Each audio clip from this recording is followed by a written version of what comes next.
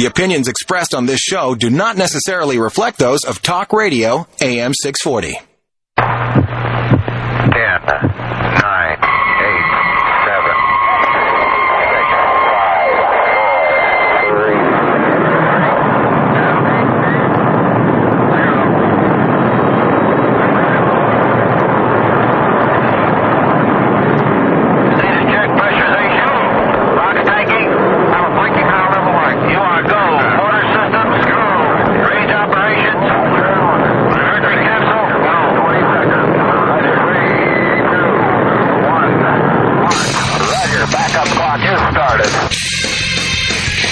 Extreme radio for extreme times. This is A View from Space with the Spaceman on Talk Radio AM 640. I'm the Spaceman. This is AVFS. I'd like to welcome you in if you're driving around town right now, listening to AM 640. Picking up the show there, I welcome you in. Or if you're maybe at work, listening via the AM 640 app, picking up the show that way, I welcome you in too. Or if you're listening to me right now on Shaw Direct on channel 865, I welcome you in also. Or if you're listening to me on your 3 or 4G personal communication device via the Streamed World software, now available also free on Apple Music or the Radio Player Canada app, I welcome you in. Or maybe what some still calling the best seat in the house to check out AVFS. Sitting in front of your Mac, your PC, logged on to 640toronto.com, picking up the live audio streaming there. Wherever you are in the world, I welcome you in.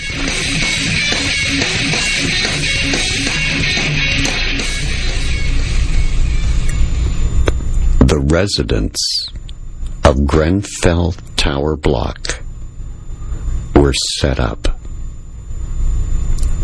and left abandoned to die. How? And why? What possibly could be the reason for a whole tower block to be engulfed in flames in a mere half an hour? The answer's here tonight on AVFS, Talk Radio AM 640. So just what makes me say a bold statement like that? The residents of Grenfell Tower block were set up and left abandoned to die? Well, you just have to hear the facts. The facts will prove I'm right. Again. I've told you time and time again that this show is not a conspiracy show. It's a show about the truth.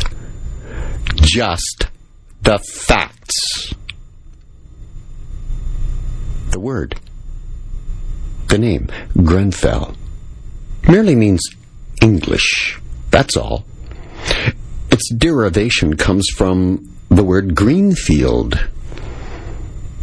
Grenfell, a word for English. So the English Tower, built in 1974, there were 120 apartments crammed into this 24-story block tower in West London, made up of 1 and 2 bedroom apartments.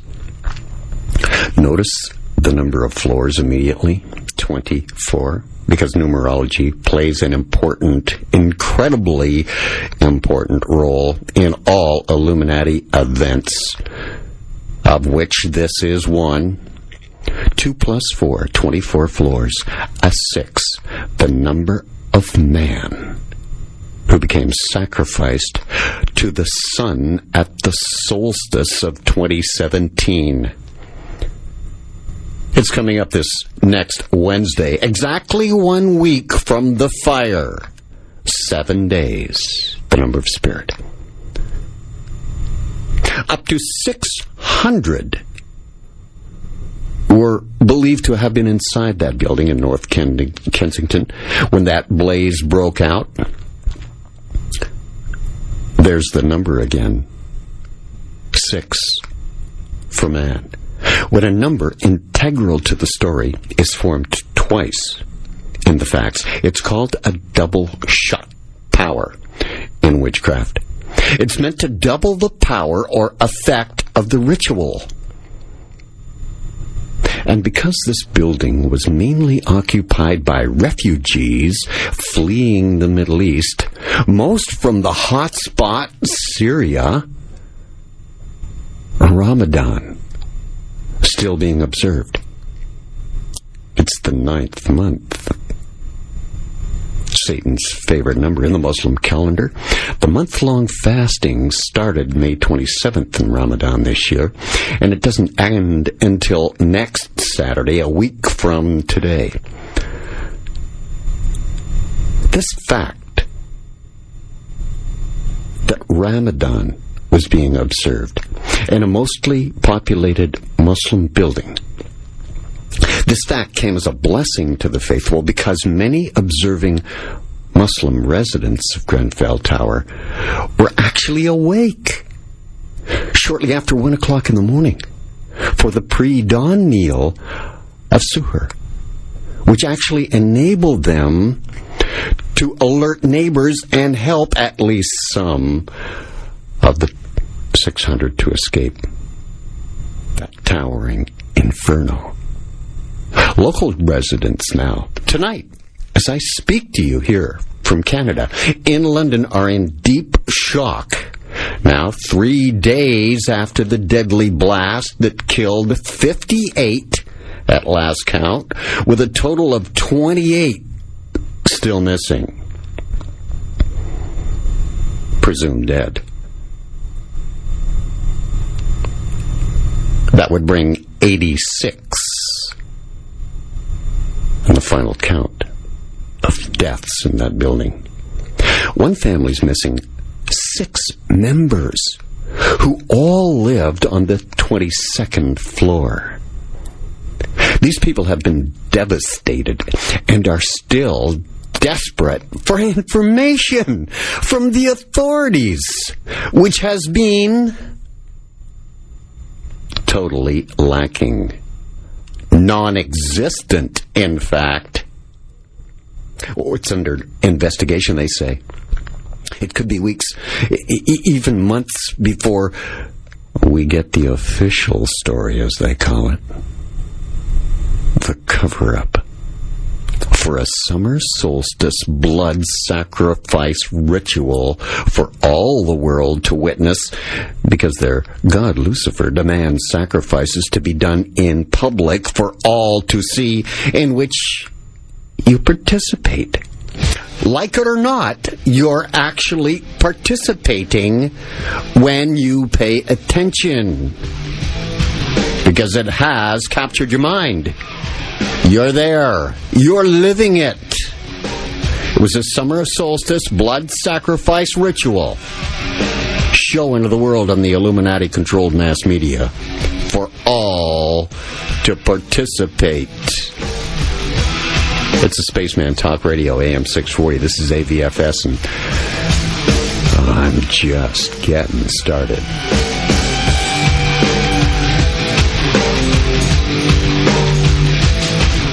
Renovate now and pay later. Let Zoomin show you how easy it is to add value to your home so you get top dollar when selling. Book your no-obligation consultation at ZUMIN.ca.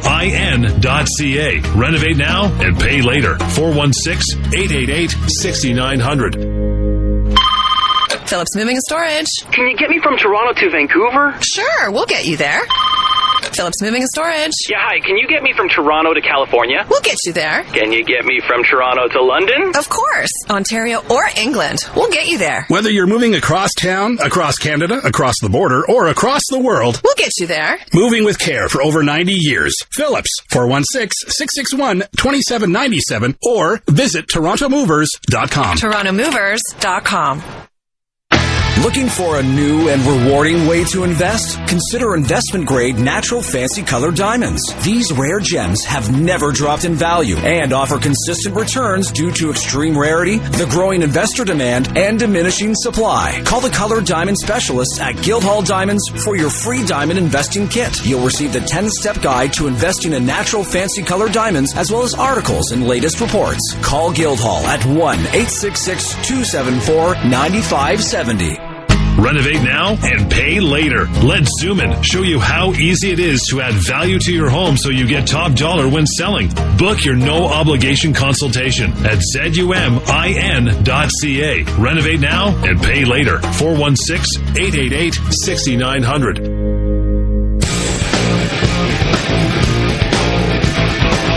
Extreme radio for extreme times. This is A View from Space with the Spaceman on Talk Radio AM 640. I'm the guy to call the Spaceman. It's Talk Radio AM 640. Emails to spaceman at 640toronto.com or space at 640toronto.com. And they've been rolling in since this show, before this show began tonight. IT writes, what the hell did they use to recover the exterior of that building? Wicker? They might as well have. So I'm going to get to that. I'll be getting to the exterior refurbishment of this building in good time here on the show tonight. And because this building was mainly occupied by refugees, as I was remarking before the break, fleeing the Middle East, mostly from the hot spot Syria,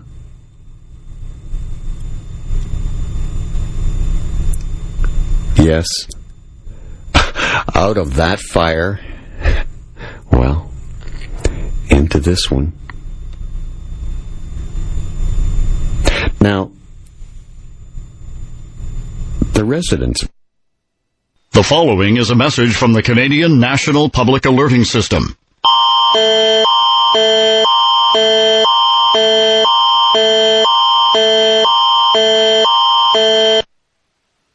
At 8:16 p.m. Eastern Daylight Time Saturday, Environment Canada has updated a tornado warning for Central Ontario. Extra care and attention should be exercised. The following localities are included in the warning: Grey, Bruce, Barrie, Orillia, Midland, Parry Sound and Muskoka. Environment Canada meteorologists are tracking a severe thunderstorm that is possibly producing a tornado. Damaging winds, large hail and locally intense rainfall are also possible. Take cover immediately if threatening weather approaches. Please consult local media for more information. That was a message from the Canadian National Public Alerting System. Now, back to our regular programming. Old mass media to shoot around the world, reliving it day after day with these monumental crowds that are at these mourning places. But the people in Grenfell, West London, have not been mourning the dead for the last 3 days, but they've been protesting, demonstrating. They know exactly what went down, and I'm going to tell you exactly what went down tonight if you don't already know or have had an inkling of. They've been expressing their anger, their frustration, their bewilderment all this latter half of the week in West London. They insist on being heard too. What do they want to talk about? Over what you say? Well, things like, why victims were told to stay in the tower and wait for help. You see, as the fire took hold, survivors said that they escaped only by ignoring official advice from 999 operators to stay in their apartments and wait for help. Yes, it is an upside-down 666. That's the emergency number in England, of course. 999.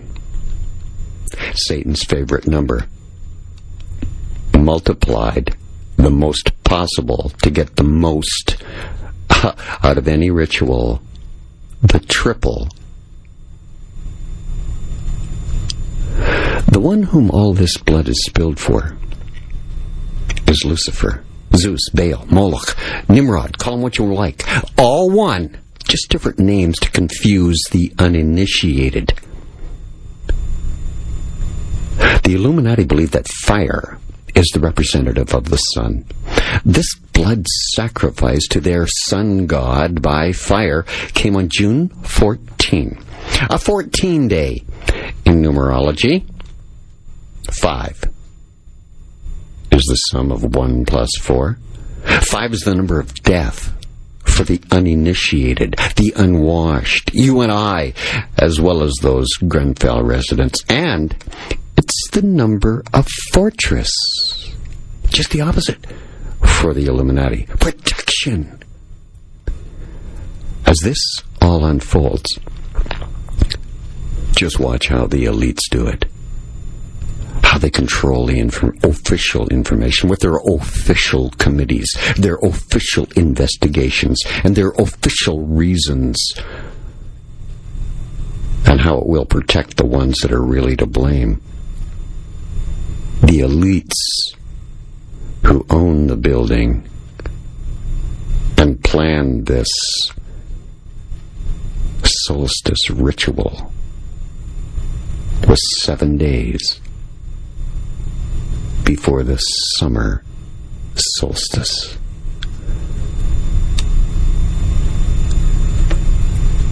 As an offering to their sun god, the legislators who make the safety rules, and finally the construction companies involved, will also be protected.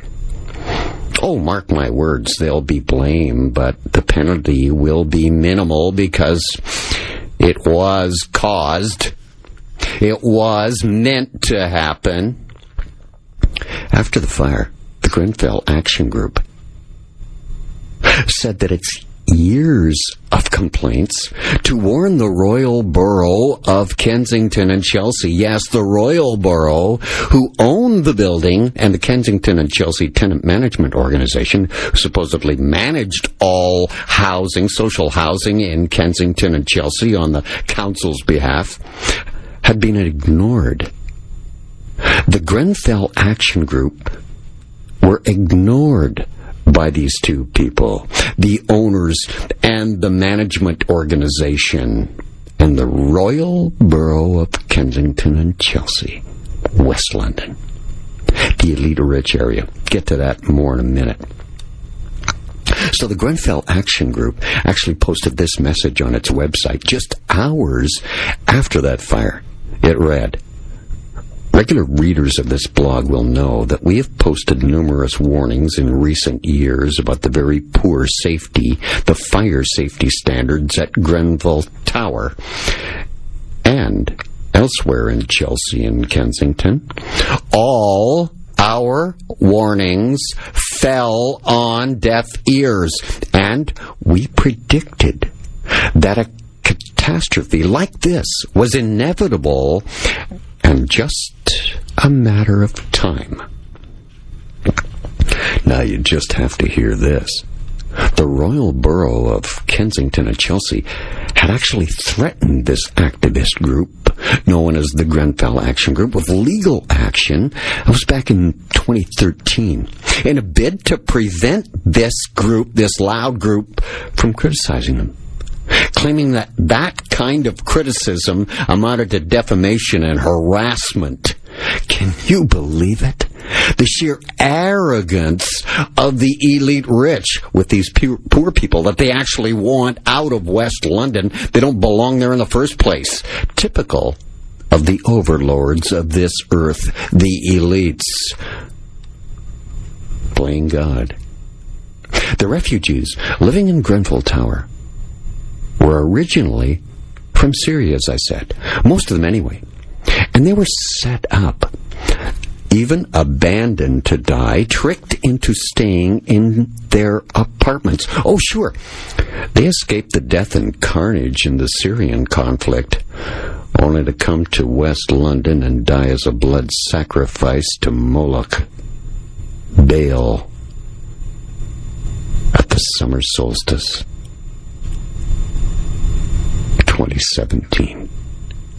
The tower block fire ritual event happened exactly, as I said, 7 days, the number of spirit, before the sun worshippers' high witching holiday of the summer solstice. That's this coming Wednesday. Now, if you've been listening to AVFS on Talk Radio AM 640 for the past few weeks, I've been warning you of an event to come as we approach the sun heralding the arrival of summer.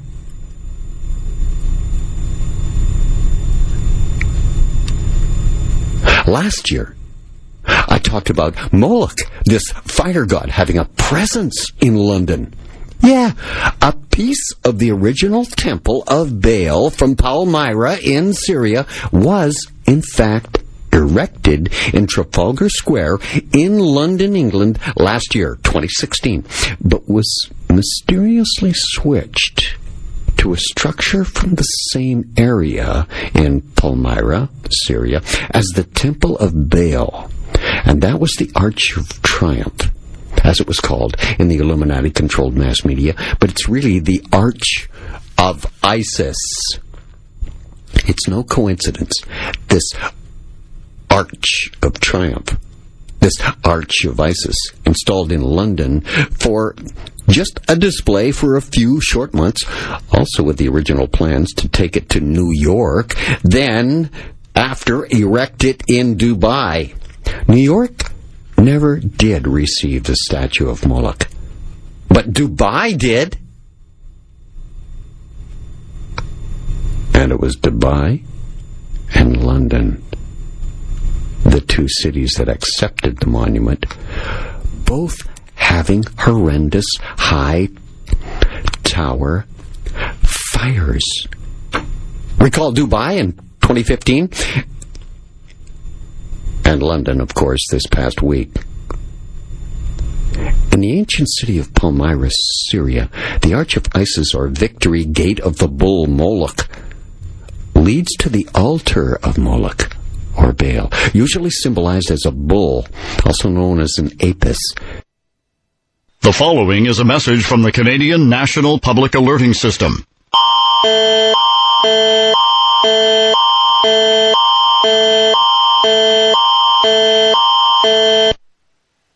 At 8:26 p.m. Eastern Daylight Time Saturday, Environment Canada has updated a tornado warning for Central Ontario. Extra care and attention should be exercised. The following localities are included in the warning: Grey, Bruce, Barrie, Orillia, Midland, Peterborough, Kawartha Lakes, Parry Sound and Muskoka. Environment Canada meteorologists are tracking a severe thunderstorm that is possibly producing a tornado. Damaging winds, large hail and locally intense rainfall are also possible.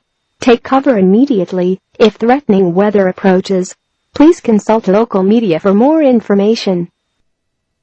That was a message from the Canadian National Public Alerting System. Now, back to our regular programming. They failed him. His personal stories now. Just memories of his friends. And all the other personal stories of all of the people that were living in that area are now just coming out of this horrendous atrocity. And they're just so riveting, these stories, and so very telling. Muhammad Al-Hajj Ali, the first one named as an official death in West London's Grenfell Tower, a Muslim from Syria, a civil engineering student at the University of West London, separated from his older brother Omar on the stairwell as they tried to escape this quickly moving inferno engulfing the 24-story block. The 23-year-old was following Omar, his brother, but let go of his hand after becoming overwhelmed by the smoke. Then he returned to the apartment on the 14th floor, where he was trapped there for 2 hours. More on this when I return on Talk Radio AM 640. This is Spaceman. This is AVFS. More next.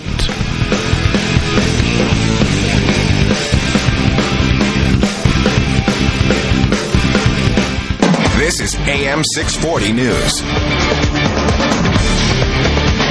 Now this update from the Canadian press. Prosecutors say they intend to retry Bill Cosby on 3 counts of aggravated indecent assault.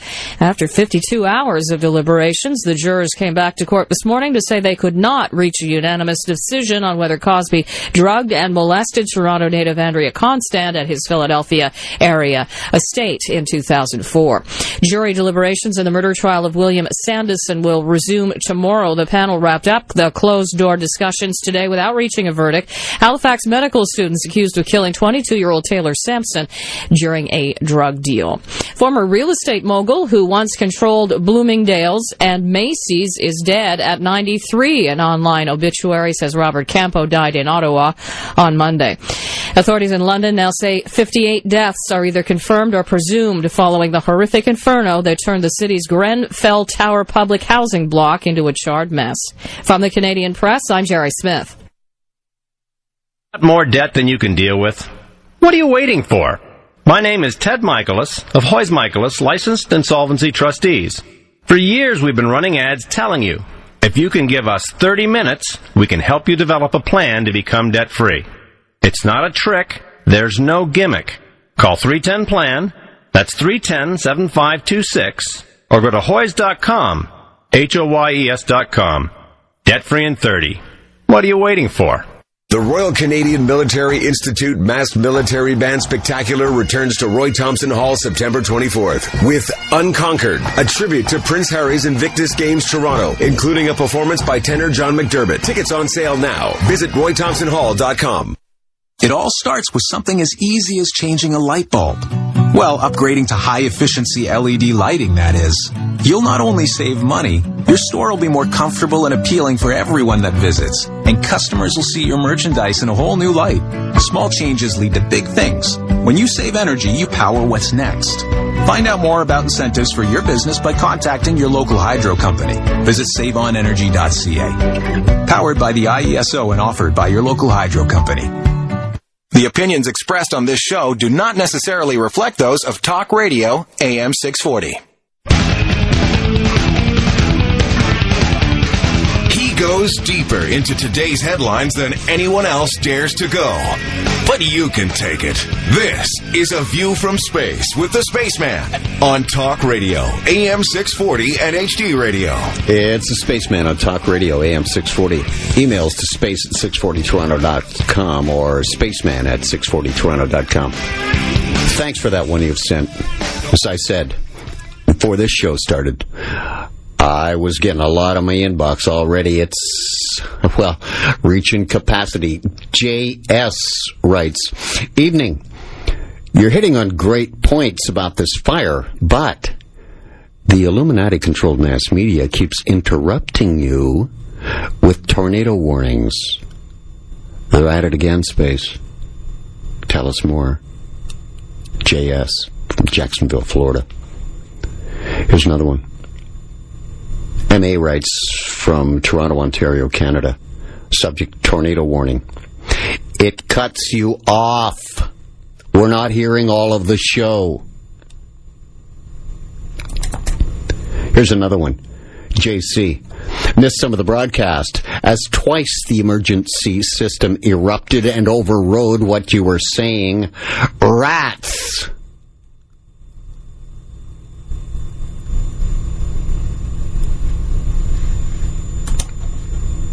Oh, I face adversity on AVFS. Talk Radio, AM 640. This is not the first time. In the years that I've been doing this show, there are many, many situations where the broadcast was not getting through. I want to recap then from the last segment. The very first one to be named in the death toll was a Muslim from Syria who walked with his brother down the stairwell, and in with all of the smoke, lost his hand.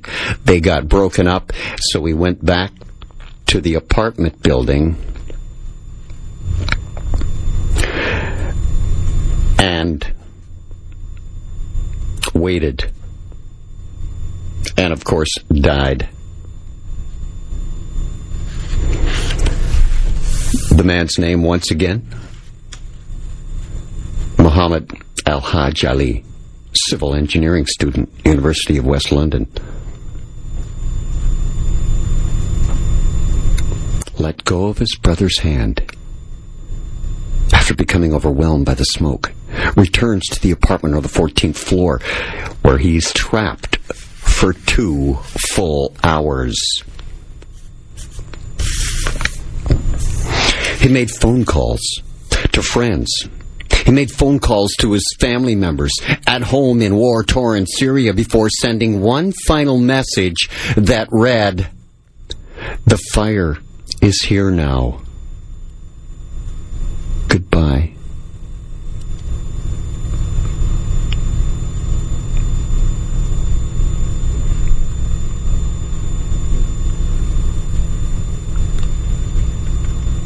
Friends and family confirmed. The brother, who had a hold of his hand, the 25-year-old business student, made it out alive and is recovering from smoke inhalation at King's Cross Hospital tonight as I speak with you. I've said these people were duped.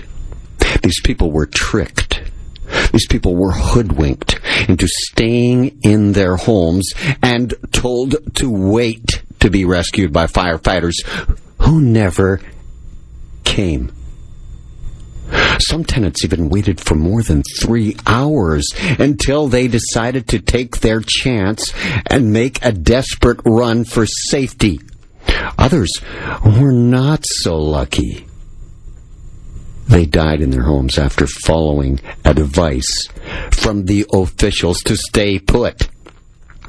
Emergency call operators at 999 said, "Stay there, wait for some help. Whatever you do, don't leave." Officials on megaphones outside of the building with advice to stay put. Emergency call operators, officials telling them, "Stay and die."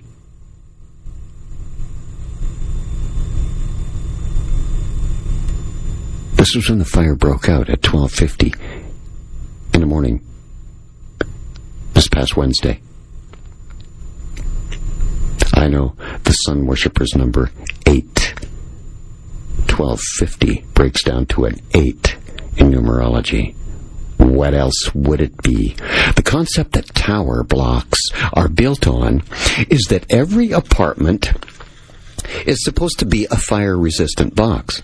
Every apartment completely surrounded by fire-resistant construction from the rest of the building. So, if one burns out completely, guts should not even spread to the next apartment. But that was not the case.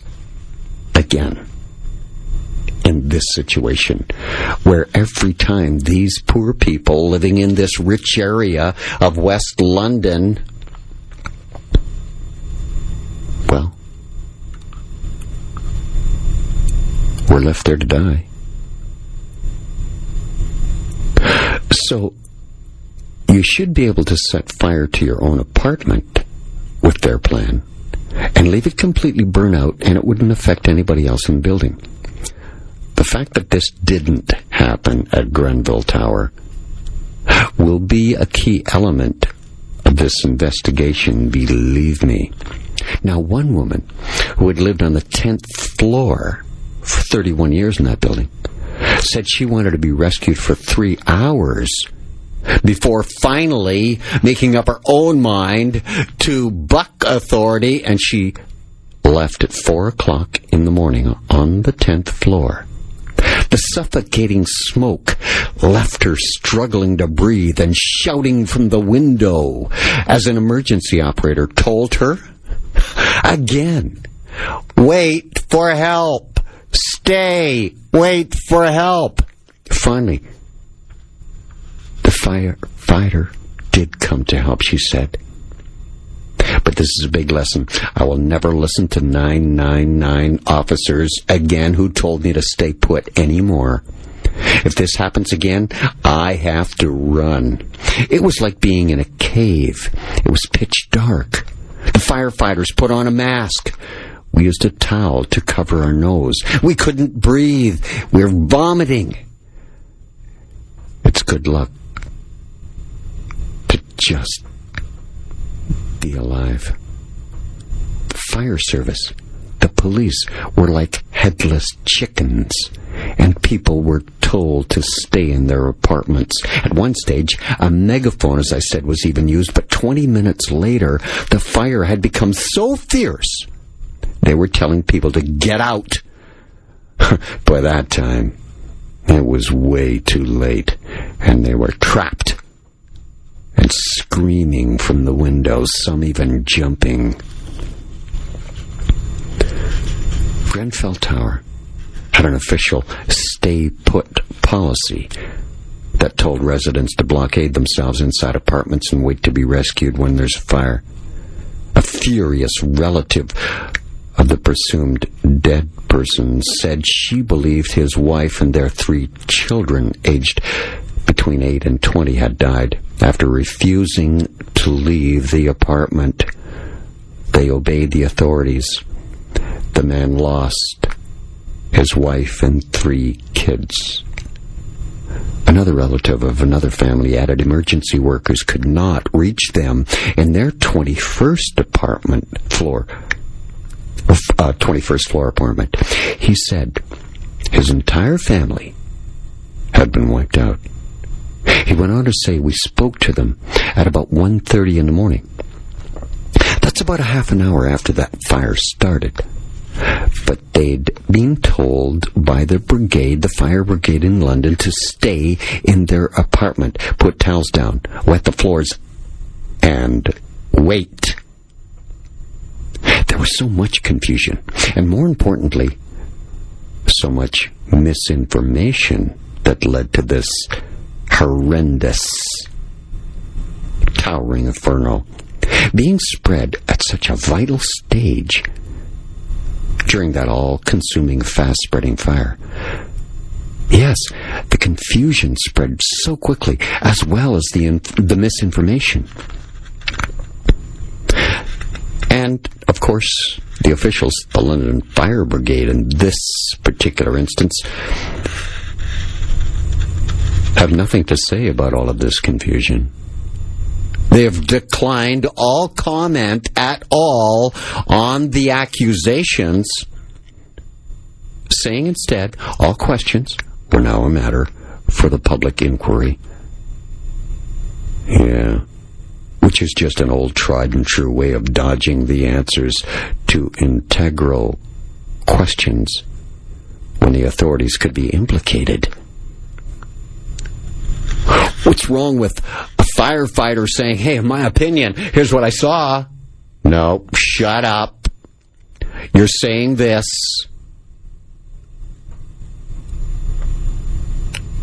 There's an inquiry.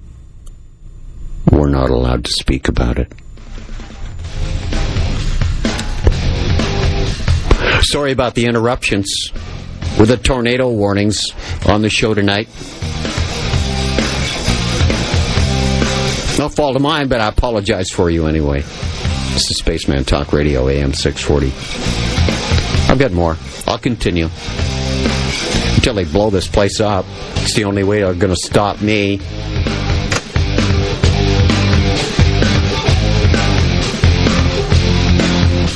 Cure AC breakdownitis. Get a Select air conditioner for only $1 a day. Call 1-844-ENTERCARE or visit entercare.ca. Offer ends June 30th. Based on a 180-month financing term at 10.29% APR. Cash price is $2,800 plus HST. Terms and conditions apply.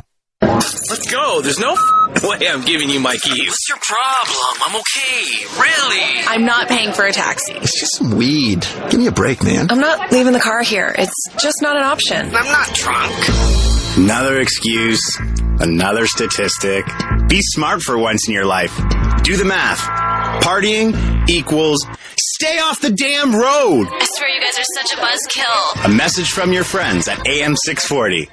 Cure AC breakdownitis. Get a Select air conditioner for only $1 a day. Call 1-844-ENTERCARE or visit entercare.ca. Offer ends June 30th. Based on a 180-month financing term at 10.29% APR. Cash price is $2,800 plus HST. Terms and conditions apply.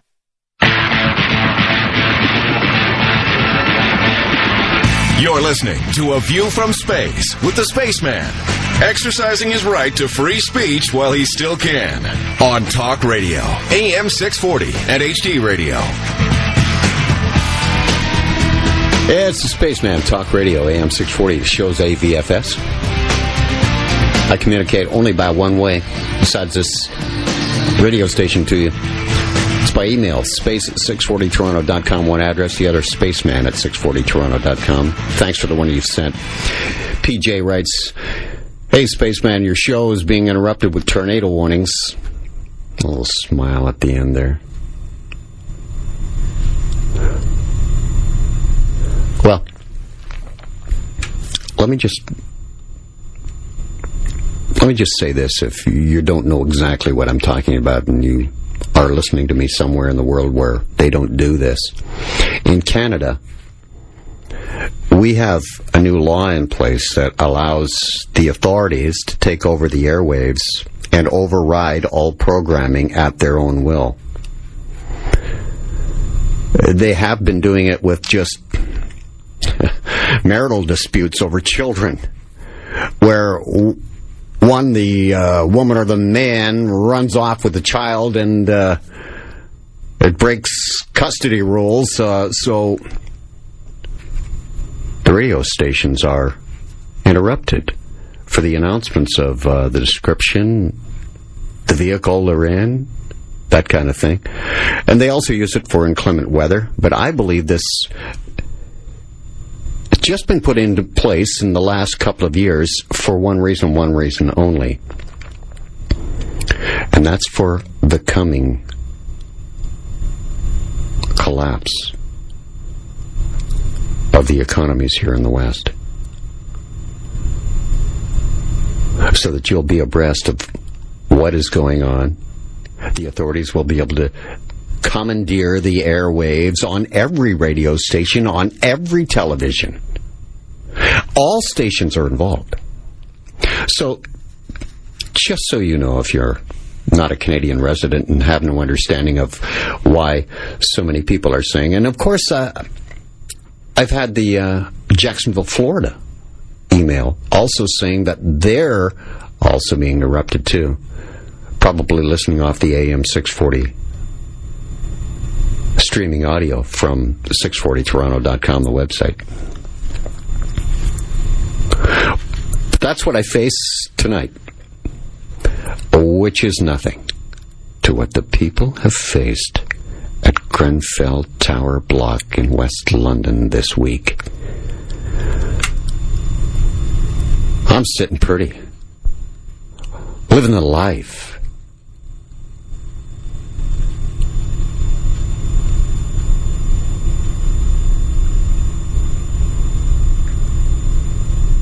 Now, there was a significant power surge, in this building. The year was 2013. You know what a power surge is. Too much power comes into your house and blows all your fuses. Well, there were significant safety concerns prior to the fire with this building, with criticism leveled at the Council for Fire Safety and Building Maintenance. Then there was that significant power surge, as I said, in 2013. The preliminary report as to exactly how the fire started officially is not known yet, of course. But speculation is it may have been caused by an exploding fridge. Another power surge, just like the one back in 2013, could have easily caused a fridge to explode and cause this horrific tragedy, but it wouldn't engulf in flames and burn so quickly unless there were some very flammable materials used in the refurbishment that has been happening for the last couple of years. And if you go deeper into tonight's show, you'll know. The facts are here tonight on AVFS, Talk Radio AM 640. A fourth-floor resident stated it was his neighbor's fridge that caught fire.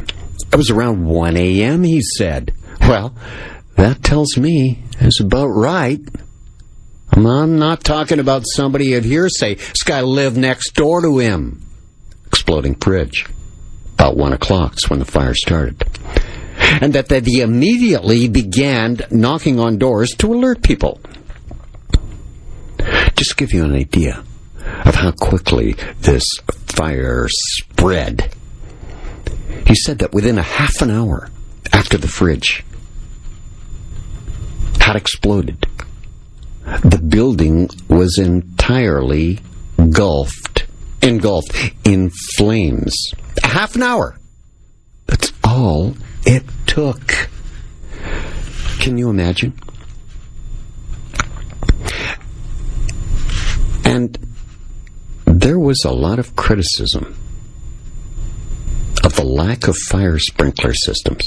Jeff Wilkinson, the building regulations columnist for the Architects Journal, wrote this, that if a gas riser was leaking, or the cladding, the outside part of the building that was just been refurbished in the last couple of years, finally finished, was at fault, the sprinklers would have had little to no effect with the fire. He also said that the reports of combustible material stored in the common walkways suggested poor overall building management. They just didn't care. In a July 2014 Grenfell Tower Regeneration newsletter, the Kensington and Chelsea Tenant Management Organization and the owners of the building instructed residents to stay in the apartment in case of fire. Our long-standing stay-put policy stays in force until you are told otherwise, they stated. And it went on to say that the front doors for each unit could survive a fire for up to 30 minutes. The May 2016 newsletter had a similar message last year, adding that it was on the advice of the fire brigade. In other words, they started programming these people, drumming it into them for the last couple of years about a fire and what to do in its case. Smoke detection systems upgraded, they said, and extended. The fire brigade had asked us to reinforce the message that if there's a fire, which is not inside your home, your own apartment, you're generally safest to stay put in your apartment to begin with. The fire brigade will arrive very quickly if a fire is reported. Now, following the fire, Kensington and Chelsea Borough Council leaders Nicholas Paget Brown said that the Grenfell Tower residents did not have a collective view in favor of installing sprinklers during the recent renovations because it didn't have any. He also said that if they had been installed, it would have delayed the refurbishment and been more disruptive. A television business editor, Joe Hills, stated that he had been told that the installation of sprinklers had not even been discussed by the Kensington and Chelsea Borough Council Council and the tower owners. Why? In a 2012 report, the British Automatic Fire Sprinkler Association said that sprinklers could be retrofitted in Grenfell Tower for an average cost of over £1,100 for each apartment. That sounds a little steep, doesn't it? So say the owners. I don't know about that. Which would have actually added up to a total cost of £138,000 for the whole block to put in the sprinklers, so they report, into fire safety and tower blocks in that area, including this week's towering inferno. Grenfell Tower had been shelved for 4 years. Kensington and Chelsea Borough Council had been due to meet the all-party Parliamentary Fire Safety and Rescue Group to discuss the review. When? This year, 2017. Well, so why didn't they meet, you ask? The meeting was postponed. Why? Oh, the gods of our earth believed that there were just more important things besides people's lives to take care of.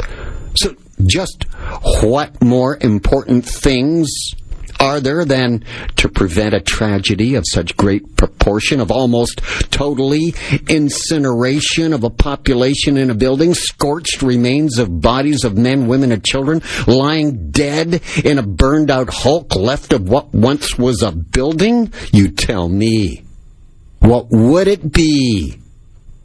The meeting on the fire safety at Grenfell Tower was postponed due to the snap general election being called. Again, the elites preparing the way for this human disaster. A fire sacrifice for their god, cleverly hidden in detail. Oh, and you know what they always say? The devil's in the details.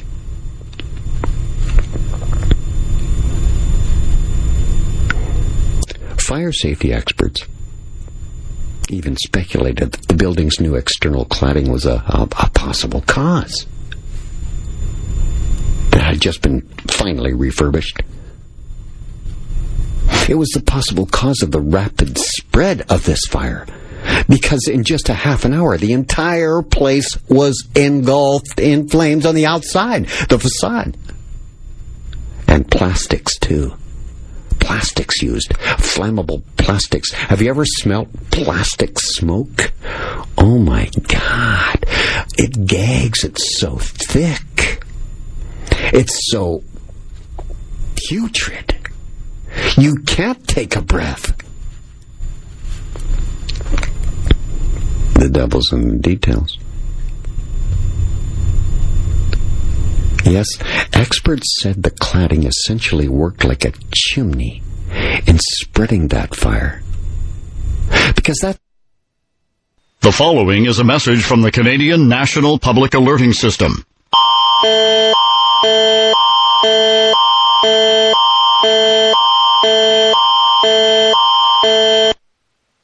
At 8:57 p.m. Eastern Daylight Time Saturday, Environment Canada has issued a tornado warning for Central Ontario. Extra care and attention should be exercised in and around the following localities: Orleans, Lagoon City, Weshina, Barrie, Collingwood, Hillsdale, Fenelon Falls, Balsam Lake Park, Apsley and Wettview. Environment Canada meteorologists are tracking a severe thunderstorm that is possibly producing a tornado. Damaging winds, large hail and locally intense rainfall are also possible. Take cover immediately threatening weather approaches. Please consult local media for more information. That was a message from the Canadian National Public Alerting System. Now, back to our regular programming.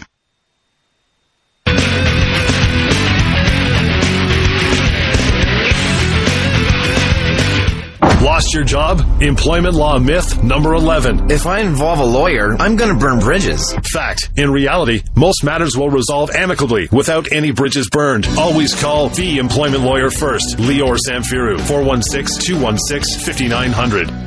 If you're looking to build wealth in 2017, then you must hold physical precious metals. Look, the economy and political landscape have never been more uncertain. Gold and silver have historically been a safe haven investment. Now is the time to protect your hard-earned capital and invest in silver and gold. If you want to learn more about the precious metals market, you need to call the precious metals experts at Guildhall Wealth Management and get your free subscription to the Precious Metals Advisor. 1-877-8-SILVER or register at guildhallwealth.com. Lost your job? Employment law myth number 9. I can just call the labor board and... The following is a message from the Canadian National Public Alerting System.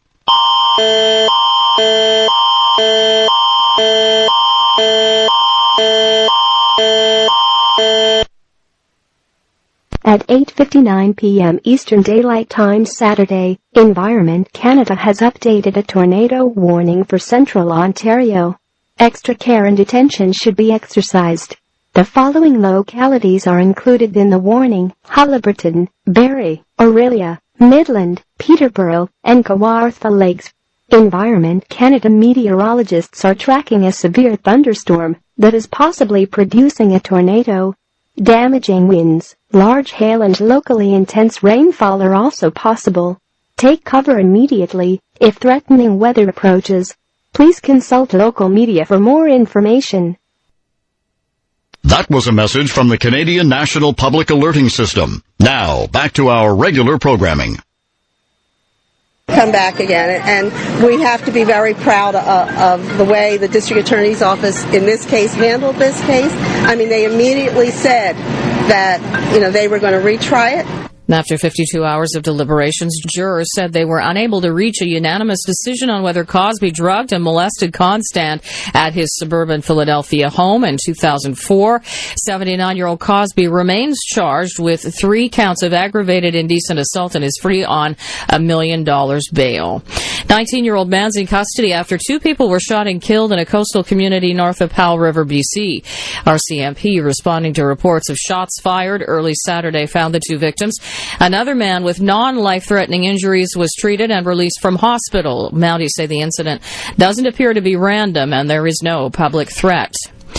British Prime Minister Theresa May, facing criticism for the government's handling of the Grenfell Tower fire disasters, met with 15 survivors at her official residence, 10 Downing Street. The meeting lasted more than 2 hours Saturday. The group did not speak to reporters gathered outside in London. Some 600 people were living in the tower's 120 apartments. Police say 58 people at the tower are now confirmed or presumed dead. All the rest are homeless. This survivor lost almost everything. She says she is overwhelmed by the generosity people have shown her and other survivors. People have just been so giving, and that's another thing that's really got me overwhelmed as well.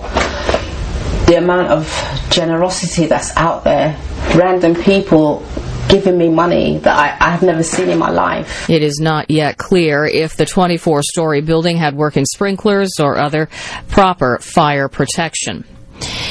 New York production of Shakespeare's Julius Caesar, depicting the Roman dictator as a Donald Trump-like character, had a boisterous new scene added. Friday night, 24-year-old woman stormed the stage in Central Park, yelling in protest over the assassination scene. This is unacceptable. You cannot get off the stage. All right, ladies and gentlemen, we're going to pause. We're going to pause. Security. This is violent. Security, please.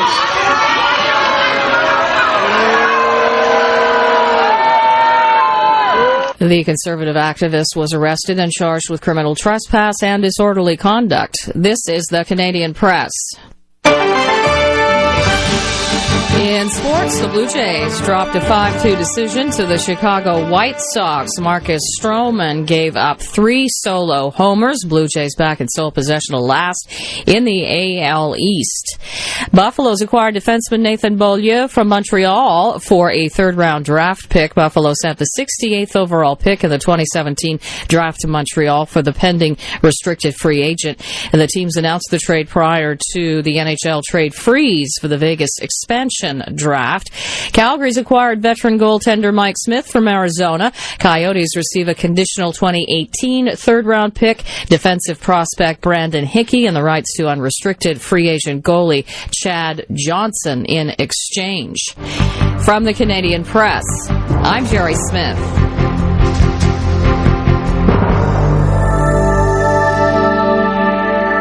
The opinions expressed on this show do not necessarily reflect those of Talk Radio AM 640.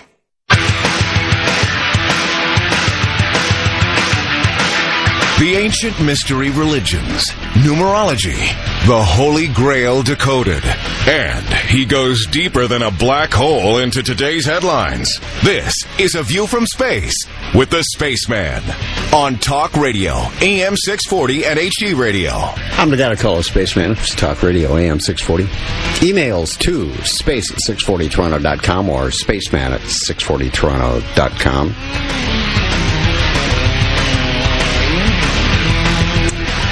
So, I just want to read a couple for you. DP says, just had to tell you this, Space. Listening to your show tonight, I heard a few callers mention that the show was interrupted by warnings from Environment Canada about possible tornado warnings. Yes, I heard them too. And as I listen to the show and review the news online, I noticed the most news stations report that all tornado warnings are now canceled. And get this, they were canceled at 4:35 earlier this afternoon, almost 4 hours ago at the time that he wrote this. Coincidence? Great show, by the way. I had a feeling tonight this show was going to be about the towering inferno. LS writes from North Carolina, fire or fires were set. These people were murdered. LJ writes, in Frankfurt, Germany. You're on point. Too bad tornado warnings are interrupting you. Please give up more information on how these people were set up. We know we aren't being told the truth. Here's one more from D. Just let me call him D. Yep. Listening from Birmingham, Alabama, and you got cut off on the 640 website. I've faced this adversity before. I say that's my fault, but earlier I apologize for it. Sorry. Can't help that, though. So, I was talking about the concerns. The concerns of the facade of the building, the new external cladding, a possible cause for the rapid spread of this fire. And experts have said that this cladding essentially worked like a chimney in spreading the fire. It could be seen burning and melting, causing additional speculation that it was not made of fire-resistant material. Now, concerns about dangers of external cladding were raised a while ago. Yeah, I had warnings following a fire in the apartments at Knowsley Heights, Liverpool in 1991. Several major high-rise fires that saw flames spreading up facades at a devastatingly rapid rate have involved inflammable cladding like this that was on Grenfell Apartments. Among them, the 2007 fire at Water Club in Atlantic City, USA. The 2009 Lacanal house fire in Camberwell in London, England. And the 2009 Beijing Television Cultural Center fire, too, in China. It was also the 2010 Wushin Golden Suites fire, Marine City, Busan, South Korea. There was the 2012 Mermoz Tower fire, too, at Roubaix, France. And then, of course, the 2014 Lacrosse Tower fire, Melbourne, Australia.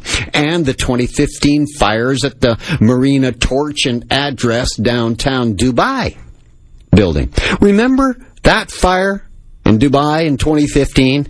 It became part of the fireworks that was on display, while the Illuminati-controlled mass media were showing you all of the fireworks going on around the world as all of these places hit midnight at New Year's Eve. It was December 31st for the Dubai fire. Remember that towering inferno? As the sun's movement was being tracked, traveling across the world, ringing in the new year, they get to Dubai, and there it is. And I named off quite a few fires now with a facade, the outside cladding. So it looks like to me it was tried and true. It looked like to me that, you know what? It sounds like I'm telling you the truth. And I know I am. It was all tested, perfected.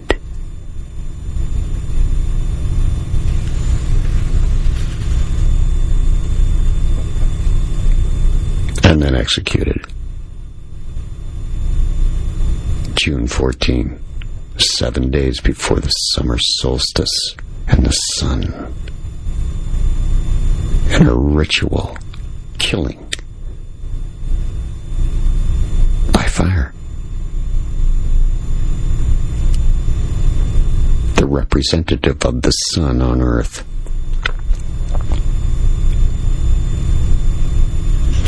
Yes,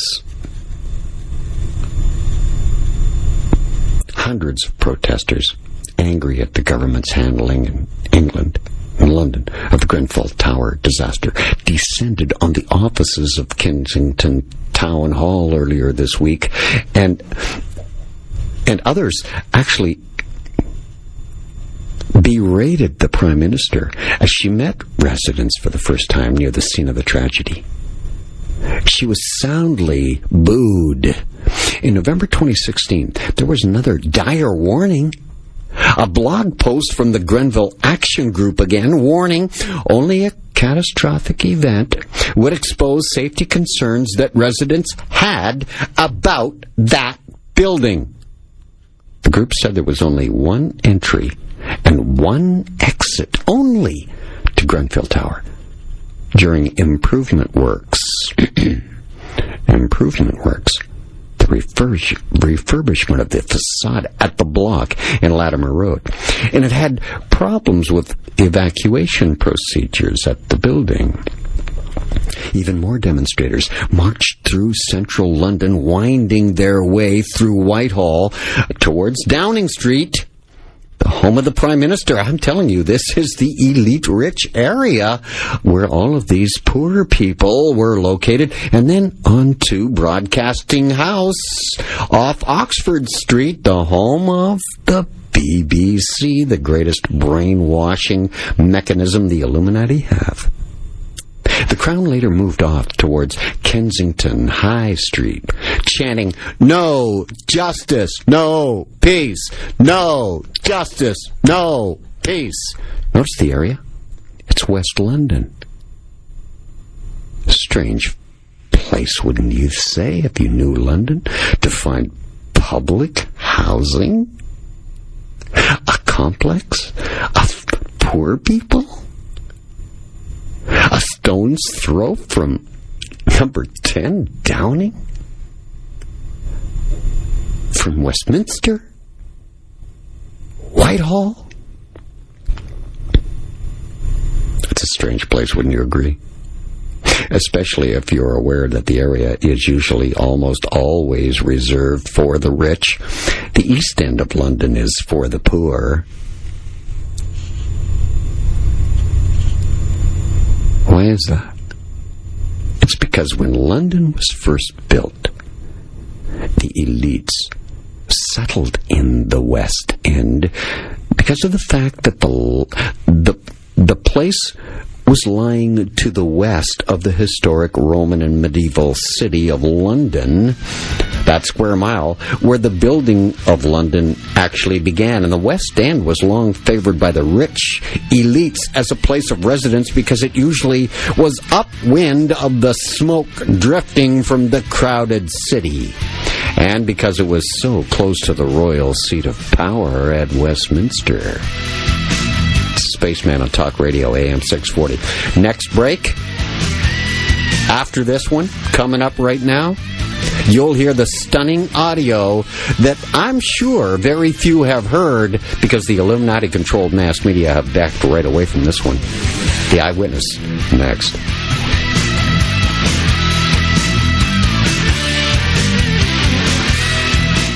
Alpine Credits, can I help you? You're the guys that say approved, right? That's us. Okay, listen, I was thinking about getting a full-size tattoo on my back of me wrestling with a giant serpent. Unfortunately, my girlfriend did not approve, so I was hoping you would. We only approve homeowners for loans, so they can do renovations, consolidate debt, that type of thing. Well, maybe she'll go for a tattoo of me cuddling a panda. Oh, please do the panda. Alpine Credits. Home equity loans since 1969. Homeowners get approved. Fiscal license 12616.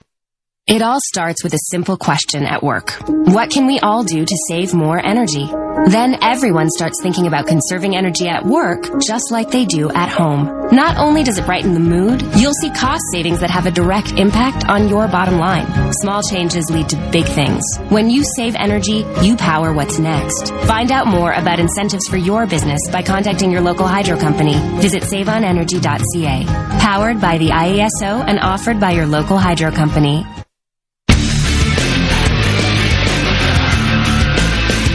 Extreme radio for extreme times. This is A View from Space with the Spaceman on Talk Radio, AM 640 and HD Radio. Emails to spaceman at 640toronto.com and space at 640toronto.com is the other one. Thanks for the one you've sent me. I really appreciate it tonight. Thank you so much. By the way, if you just want to critique the show even, or maybe telling me I'm on a different planet, feel free. Or if you just want to say where in the world you're listening to AVFS on Talk Radio AM 640 from, be my guest. Because there are so many from so many different countries. And I thank you for them all. So hundreds of protesters, angry at the government's handling of this Grenfell Tower disaster, have been protesting all week. There have been warnings after warnings about that building. I've told you about other fires, about with this same facade fixture, this plastic cladding that's put on the facades of these buildings. There are quite a few, weren't there? You heard me the last segment. So, I want to get to when London was first built now, and why the West End is the rich area. As I said before, long favored by the rich, because you see, it was downwind. Upwind from the smoke. The East End is the downwind area, and all the smoke from the Industrial Revolution taking place went into the East End. Not the West End. And it was also close to the royal seat of power at Westminster. And it was further developed, this area, the West End, London, in the 17th century, and then even some more in the 18th century, and then even here, in this last 18th or 19th century and into the early 20th century. It was originally built as a series of palaces, was West London. Expensive townhouses were there too. Fashionable shops and places of entertainment. West London. The area closest to the city around Holborn, Seven Dials, and Covent Garden historically contained poor communities that were, are you ready? Cleared long ago. Redeveloped in the 19th century, going that far back. Want me to prove that? Because this idea of the West Enders wanting to shove the poor people out of their area is encapsulated by this eyewitness the BBC had on their airwaves. And quite frankly, you'll hear the woman who does the interview quite a gasp and trying to refute what this young man said. His name is Piki Saku, and he's talking to the BBC, and that was earlier this week. Piki, hello. I gather you witnessed much of what happened last night. What did you see? I was riding back maybe like 2 a.m. I seen like one line of fire. It looked like it was contained at the time. And then, like, by the time I got here, it was probably 2 of those lines of flats were on fire, like mainly the top bit. And then it took maybe an hour, and then like most of the building was on fire. But I'm not gonna lie, one thing I wanted to say though, this thing that they're all saying about, it might have been a fridge that exploded or something like that, I don't know about all of that, but what I do know is they did regeneration last year to that building that they're talking about doing to all of these buildings. They did it to that building only, £10 million they're talking about, and put these shoddy plastic things on there that set up a light because they want more reasons to knock these blocks down. There's two options: they could either regenerate the blocks or they could knock them down, and after that I'm not so sure that was totally an accident. I'm not even gonna lie. I'm not even gonna lie to you. You could pause me there, but I'm not gonna lie. The whole situation that's going on in this area, the way that they don't want us here, and they put those rich man's blocks over there, and then they tell certain man in Frinstead they can't even go into that section. That's outrageous. I can't lie. The way that they treat man in here is terrible, innit? So I understand. I can't even take the belief out of my mind that wasn't just an accident. Do you know what I'm saying? I'm not gonna lie. I think it's fucked, and I think. But we don't know. It's so early. Yeah, we don't know. But you're talking about the regeneration that happened last year to apparently make these blocks better, and then these fires have never happened. I've lived here my entire life. My mum's lived here a very long time, and these kind of things have never ever happened in this area. Like, I don't know what they spent £10 million on, but the lifts in this block and all the blocks around, they only cost 60 grand to fix, and they still never replaced them throughout the time I've lived here. So 10 million for that? No, they didn't. No. Oh boy, that just says it all. He's a 20-something, dreadlocks, white, British young man, saw the fire just after it started and watched it consume the facade of that building.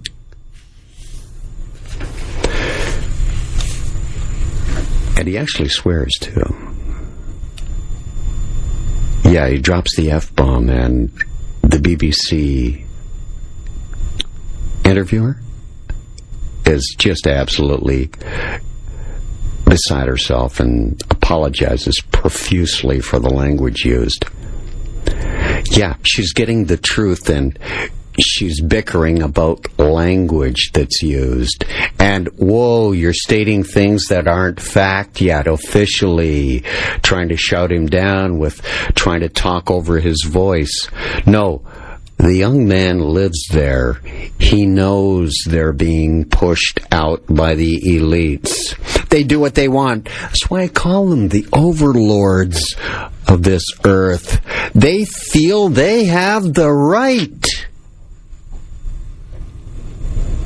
The protesters at Kensington Town Hall have already tried this week to force their way into that town hall building so they could come face to face and confront these councillors directly to demand they answer the questions, but were stopped before they could even enter. You see, more protection, as in the number 5 I was speaking about earlier, the fortress. Now you know what I mean. The fortress is up. There's an official inquiry. Nothing more can be said at this time. We'll give you all of the truth later. They also insisted that people affected by the fire not be pushed out of the area after there were... The following is a message from the Canadian National Public Alerting System.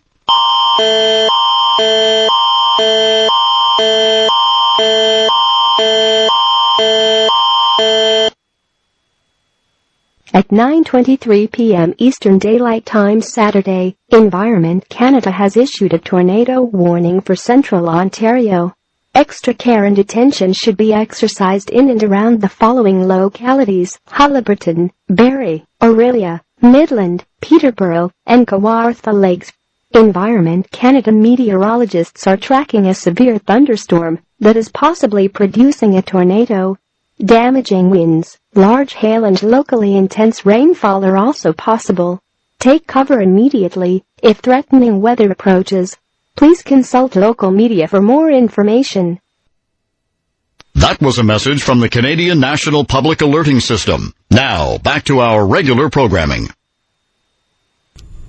Only the teeth and the bones are still there when the fire's gone. Among the appeal posters, one said, since a deadly fire broke out in their home in Latimer, no one was heard from. 16-year-old, 21-year-old, and their family lived on the 21st floor.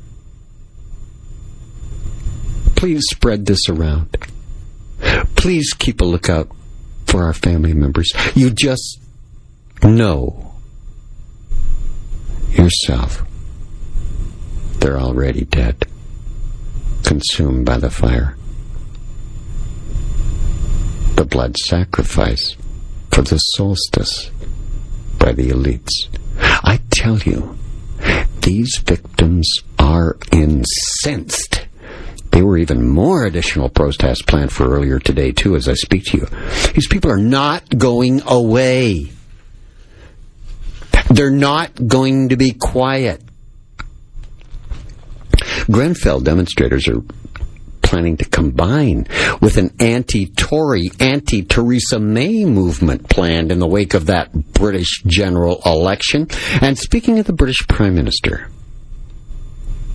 these displays of anger have increased pressure on Theresa May to explain her actions over her responses to the evidence of this week. But when she was asked in an interview last night, being Friday, 2 days after the event, about whether she had misread the public mood, she totally skirted around that question. That's not all. Earlier in the day, Theresa May met with victims. It was at a local hospital. And in the late afternoon, met more victims and relatives in a church, a Christian church near the disaster site, because she was fast becoming under heavy criticism for not having spoke to the victims earlier. She says she blamed security concerns for not coming earlier in the week. Well, they had it out for her. But I don't think they're going to kill you, because Theresa May's people seem to be doing all the killing here, not the poor people. Now, had the Queen Elizabeth II, and Prince William both paying visits to the victims, but only after they congratulated the first responders to the fire, of course. Their boys. The firefighters were commended by the royal pair, the police were, the emergency crews that attended were, and then they went to see the people that were victims of the fire and survived.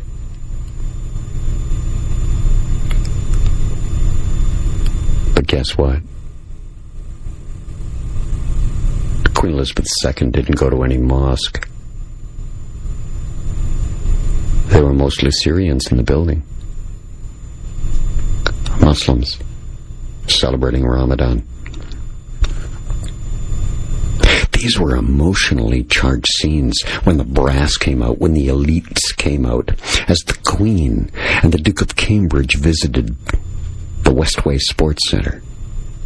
Standing underneath the rumbling Westway flyover, Queen Elizabeth II and Prince William had finished meeting firefighters and police who responded to the inferno when they were met with a spontaneous round of applause from onlookers. But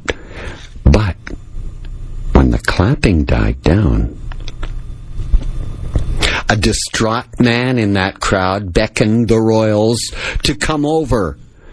"Please, please come here," he said. Meanwhile, he's clutching a missing appeal poster for his missing family members. But what did the royal couple do?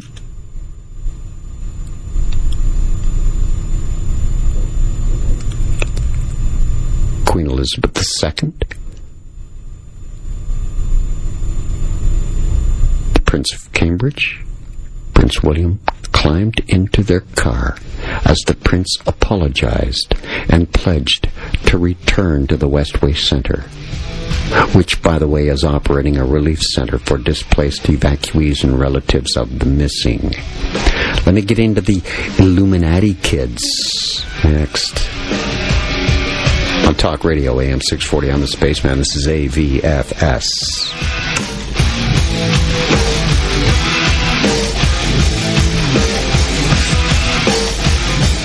This is AM 640 News. Now this update from the Canadian Press. Bill Cosby's chief accuser thanking prosecutors for taking her case after a jury failed to agree on a verdict. Lawyers for Toronto native Andrea Constant issued a statement on her behalf Saturday. Prosecutors say they will retry Cosby. 19-year-old man is in custody after two people were shot and killed in a coastal community north of Powell River, BC. RCMP, responding to reports of shots fired early Saturday, found the two victims. British Prime Minister Theresa May, facing criticism for the government's handling of the Grenfell Tower fire disaster, has met with 15 survivors at her official residence, 10 Downing Street. The meeting lasted more than 2 hours. Police say 58 people at the tower are now confirmed or presumed dead. American and Japanese vessels and aircraft continue to search for 7 U.S. sailors missing after their Navy destroyer collided with a container ship off the coast of Japan. From the Canadian Press, I'm Jerry Smith. August 20th, 2015. I learned how precious each minute really is. I had a stroke, but I didn't listen to it. So I want you to listen to this. The signs of a stroke. F-A-S-T. Fast. Face. Is it drooping? Arms. Can they raise them? Speech. Is it jumbled or slurred? Time to call 911. I'm Alan Frew of Glass Tiger, and I hope you're listening. Life. We don't want you to miss it. Heart and Stroke Canada. Mention Eileen Roofing to anyone in the commercial building field, and they know Eileen. But not every homeowner may know Eileen Roofing, and we're out to change that. Yeah, we don't mind those small jobs, a small repair, fixing shingles blown off an otherwise sound roof or what have you, because when the customer does need a new roof, they'll call us first. Eileen Roofing. The proof is in the roof. From big to small, we roof them all. EILEEN. EileenRoofing.com. Eileen. The opinions expressed on this show do not necessarily reflect those of Talk Radio AM 640. He goes deeper into today's headlines than anyone else dares to go, but you can take it. This is A View from Space with the Spaceman on Talk Radio AM 640. I would have got to call Spaceman as Talk Radio AM 640. Emails to space@640toronto.com or spaceman@640toronto.com. Let me call him TJ. Writes from Mogadishu, Somalia. So London had the Olympics in 2012. They set in place laws to stack people in these towers then. Japan is doing the same. Japan is the latest to join the move toward a new level of government control over every aspect of their citizens' lives and this Orwellian vision to protect freedom by removing it. We will see towers burning there a few years after those games are over as well. It's a cycle, a planned cycle to take out the poor.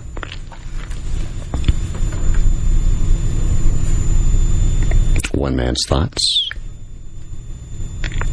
Now, I mentioned the Illuminati kids.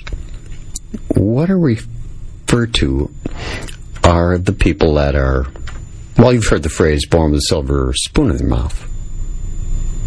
The ones that are entitled. The Ones that never really had to get down to brass tacks and work really hard to achieve a position in life. Because they inherited it. They always come out in force.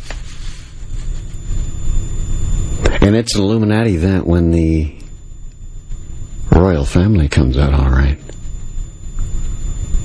That I'll guarantee you.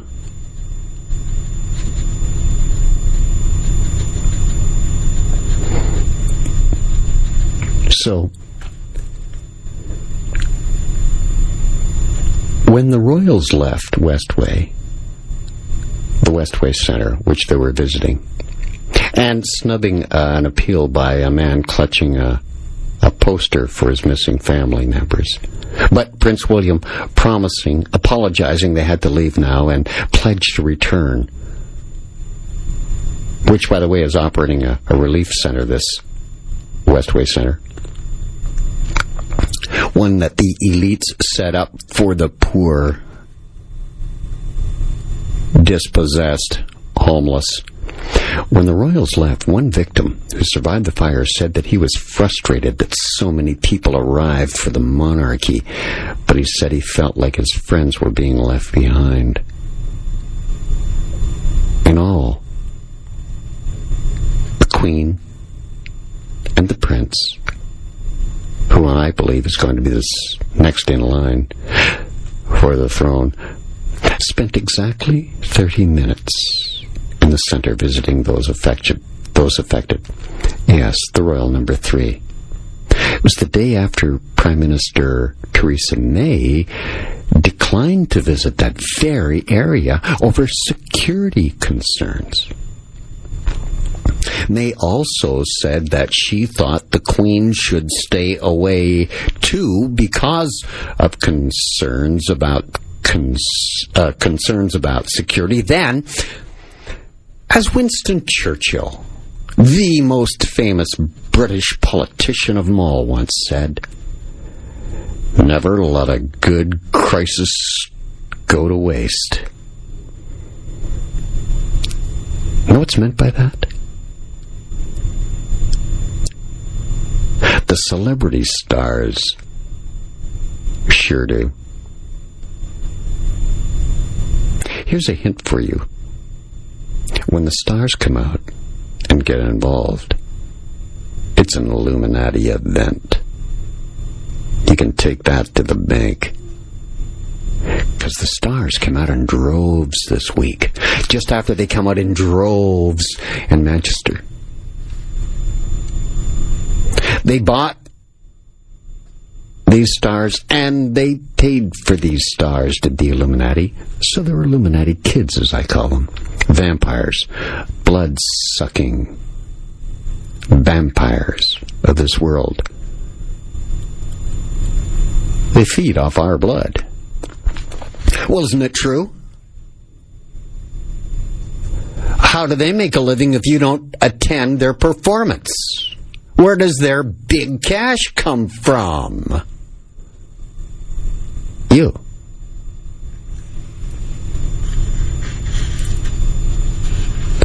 They do the show. You pay the money. They parade around as your god. You worship. Uber famous record producer, talent show host Simon Cowell, first out of the gate on this one, had come to the rescue and pledged to organize a charity single in support of those affected by the fire. I'm going to put out a song and it's going to make a lot of money. I'll give you some. How much? Well, we're never going to reveal that. You'll get a few bucks. I mean, there are operating costs, there are touring costs, we have to pay our people, what's left, a little profit for us, and then, yeah, there's some left. Well, if there is, you get it. Yeah, you get it. Vampires, bloodsuckers, living off the blood of the millions that, by their own fault, worship them as gods. Adele, the biggest star right now in all of England, was seen comforting residents as she made a low-key appearance at the site of the tragedy on Wednesday. The Tottenham-born pop star and her husband, Simon Konecki, attended a vigil being held for victims and survivors in the shadow of the North Kensington Tower. People watching around said the star seemed emotional as she spoke to those around her, and that she hugged and comforted a number of people. Healing from one of the gods. Rita Ora was there, participating. A British singer, if you don't know who she is. Actress. Rose to prominence in 2012 when she was featured on a DJ Fresh song. Now, she was pictured carrying water and other supplies as she worked tirelessly, as the headlines read, to help provide support for the victims. And her publicity people made sure that you saw the pics. And they were distributed to the right place. She even took to Instagram. She's hard at work. Went right to Instagram. It said, she supposedly told her fans, "This is my neighborhood. I can't believe this is happening. My prayers are with everybody involved. My heart is beating so fast.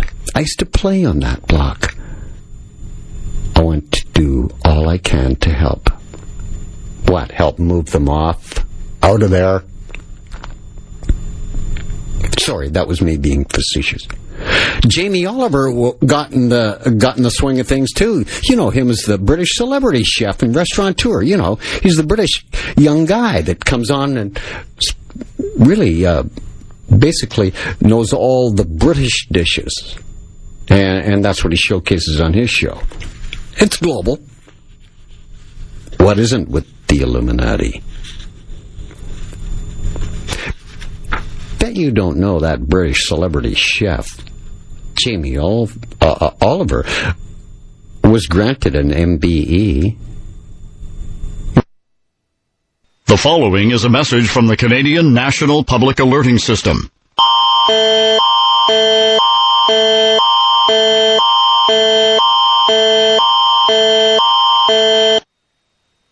At 9:40 p.m. Eastern Daylight Time Saturday, Environment Canada has updated a tornado warning for Central Ontario.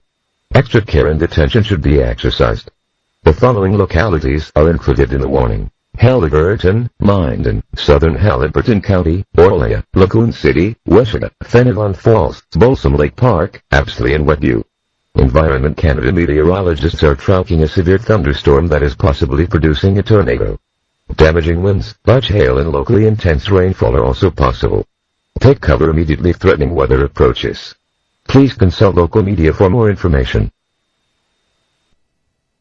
That was a message from the Canadian National Public Alerting System. Now, back to our regular programming. The daughter of politician and broadcaster Sir Clement Freud. And June Fluitt, the other girl, known as the actress Jewel Freud. She's the great-granddaughter of psychoanalyst Sigmund Freud, whose statue, by the way, is right outside in the front lawn of Tavistock, the brainwashing capital of the world in London, England. Yes, his psychoanalysis ability used by the Illuminati just so extensively. And so his families are rewarded. So, yes, Emma Freud was out making the rounds. Her younger brother, by the way, is Matthew Freud, the ex-husband of Rupert Murdoch's daughter, Elizabeth Murdoch. That's the guy who owns Fox, Sky, oh, you name it. multi-newspapers, Rupert Murdoch, the mogul. It's a Spaceman on Talk Radio, AM 640. There's more right after this break.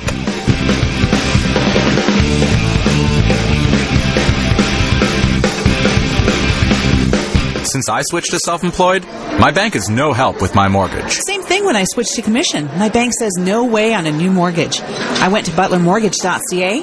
Problem solved. They really knew their stuff. What could they do? Butler Mortgage are the experts. More flexible, faster, honest, and easy to talk to. They got me the best deal. If you're self-employed, on commission, or on contract, it's butlermortgage.ca. License 12118. If you knew someone needed help in order to live, would you give it to them? But if you're the only person who could, you have the power to give life. And if your blood type is O negative, you have even more power because your blood can be used to help anyone. You might be the only person who can give someone the help they need. Book an appointment now at blood.ca. Canadian Blood Services. It's in you to give. It's National Blood Donor Week. Celebrate by booking an appointment to donate blood today at blood.ca. This is A View from Space with the Spaceman on Talk Radio AM 640.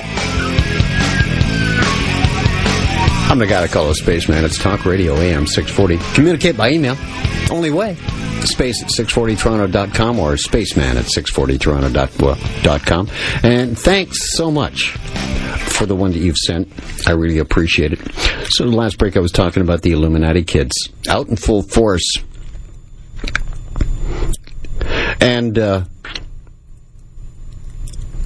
Lily Allen, another, along with Emma Freud that I mentioned earlier, the great-granddaughter of psychoanalyst Sigmund Freud, supposedly opened up her home to residents needing a place to stay.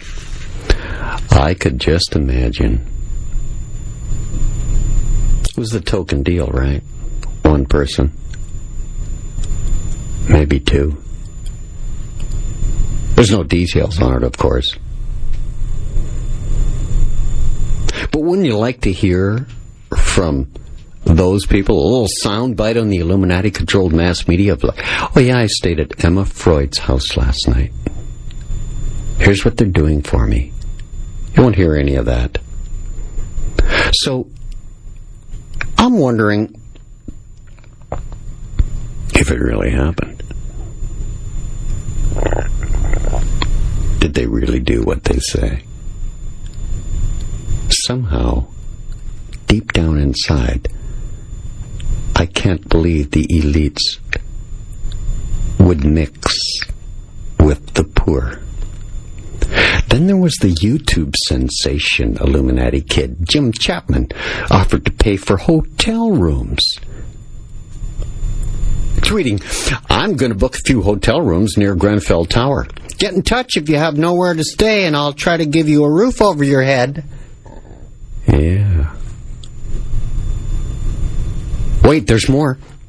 Illuminati kids involved here to create the feel-good vibe in this crisis created for this blood sacrifice to Moloch, the sun worshippers, as the sun hits the summer solstice next Wednesday. Tamara Ecclestone was out in full force with her team, too. She's a British model, socialite, television personality, and the daughter of billionaire Bernie Ecclestone, chairman emeritus of Formula One racing. That's who Bernie is. She and Jeremy Clarkson, you know Jeremy Clarkson, the ex-host of the BBC television show Top Gear, they were among those who donated clothes, toiletries. Here's some toothpaste, give them that. And other items to help those affected by the fire. It's always the same, though, isn't it? After a great tragedy, the rich swoop in to soak up the limelight to promote a feeling of healing. It's a facet, of the new religion that's to come, Luciferianism. see, the celeb's job after an Illuminati event is to play the role of Lucifer, bringing healing, not destruction. That came earlier. To spread that feel-good vibe that everything's going to be all right again and let's entertain ourselves. And they give a pittance to the billions that they own. It's a token amount. It's all part of the new religion to come when the real Lucifer will finally take his place, and these celebs will no longer be used, and he will lead the world in the flesh, possessing the body of this coming Antichrist, willingly possessed Antichrist. So just how diabolically devastating was this fire? The severity of the damage caused by the blaze has restricted the emergency service efforts to even find and ID victims. And the Prime Minister, Theresa May, sought to placate this angry crowd of local residents with the offer of a £5 million cash fund for the Royal Borough of Kensington and Chelsea Council to distribute to residents. That's about a little over, well, 9 million American dollars. But she actually needed police protection. She's offering all this money. She actually needed police protection when she left the scene, as angry crowds of locals booed her soundly and told her forcefully that she was not welcome there. They didn't even want her money. They wanted their family members.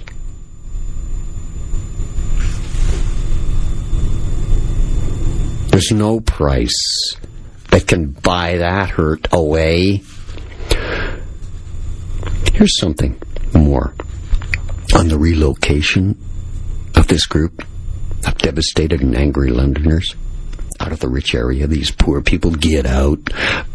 The local council also confused residents with its rehousing plan for displaced tenants. It said not all tenants would be given new homes in North Kensington, but later appeared to pull back on that statement, claiming its understanding of the scenario had changed. Yeah, they're a little militant now. You got them really, really angry. I would just back off of the where they're going to be living until some time passes. Until people, many, forget, except for the ones that are directly affected. And that's only going to be a small number, isn't it? Because there were only 600 living there. 58 now dead. Possibly going to 86.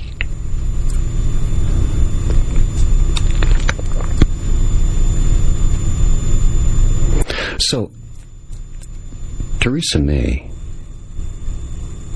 after her church visit, promised that the people would be rehoused nearby, though not necessarily in the borough, within 3 weeks. At Kensington Town Hall, protesters chanted, "We want justice! We want justice!" Dozens of people ran up the stairs of that town hall foyer, where they scuffled with the bobbies, blocking their way. One demonstrator held up a placard which said simply, "I'm livid. I've come out here because people have no hope." They lost hope with 999. The people who were told to stay in the building and wait to be saved by the authorities finally. That was the message when you called the emergency number in England that night from that building.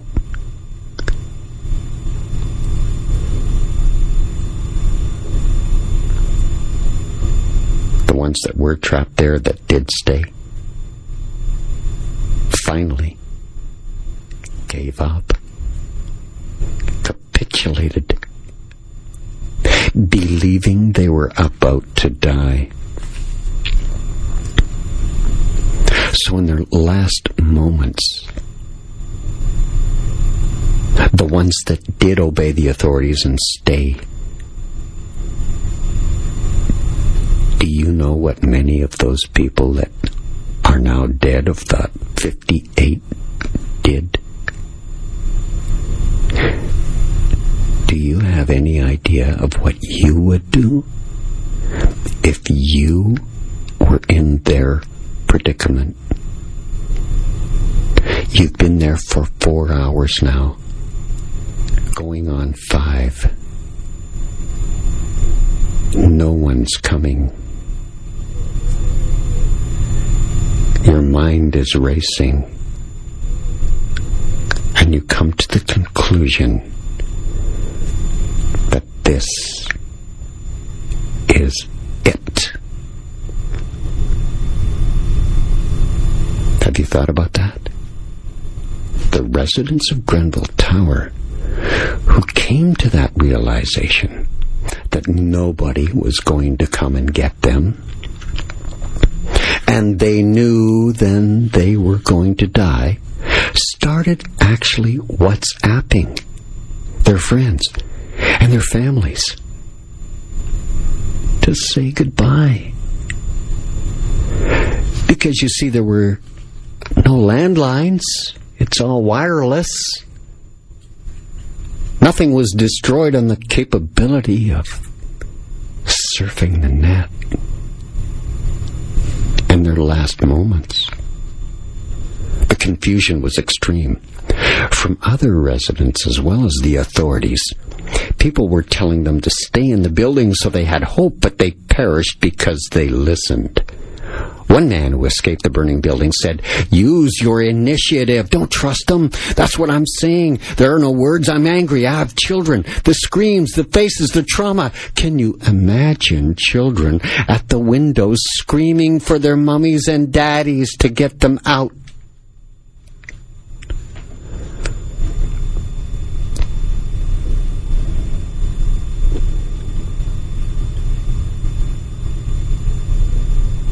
Protest organizers, were encouraging the crowd to stay. Stay in place until the Kensington and Chelsea Tenant Management Organization Council leaders pledge an independent investigation and the rehousing for all those affected. But this tragic event, with the authorities in the hot spotlight, possibly for gross negligence, has affected not just Kensington, Chelsea residents, but also other Londoners. One from Brixton, that's just a district of South London, within the London borough of Lambeth, said that she had come to the Kensington protest to make a stand for her fellow Londoners. She went on to state that she believes that the council is supposed to protect its people, but this council committed basic gross negligence in providing basic human rights in their fire safety. It was the cause of people dying in their homes. Here you have the lead by example scenario showcased here. Someone from another borough in London together with the poor in West London. All are one. The main mantra of the Illuminati. Space back with more on Talk Radio AM 640 right after this.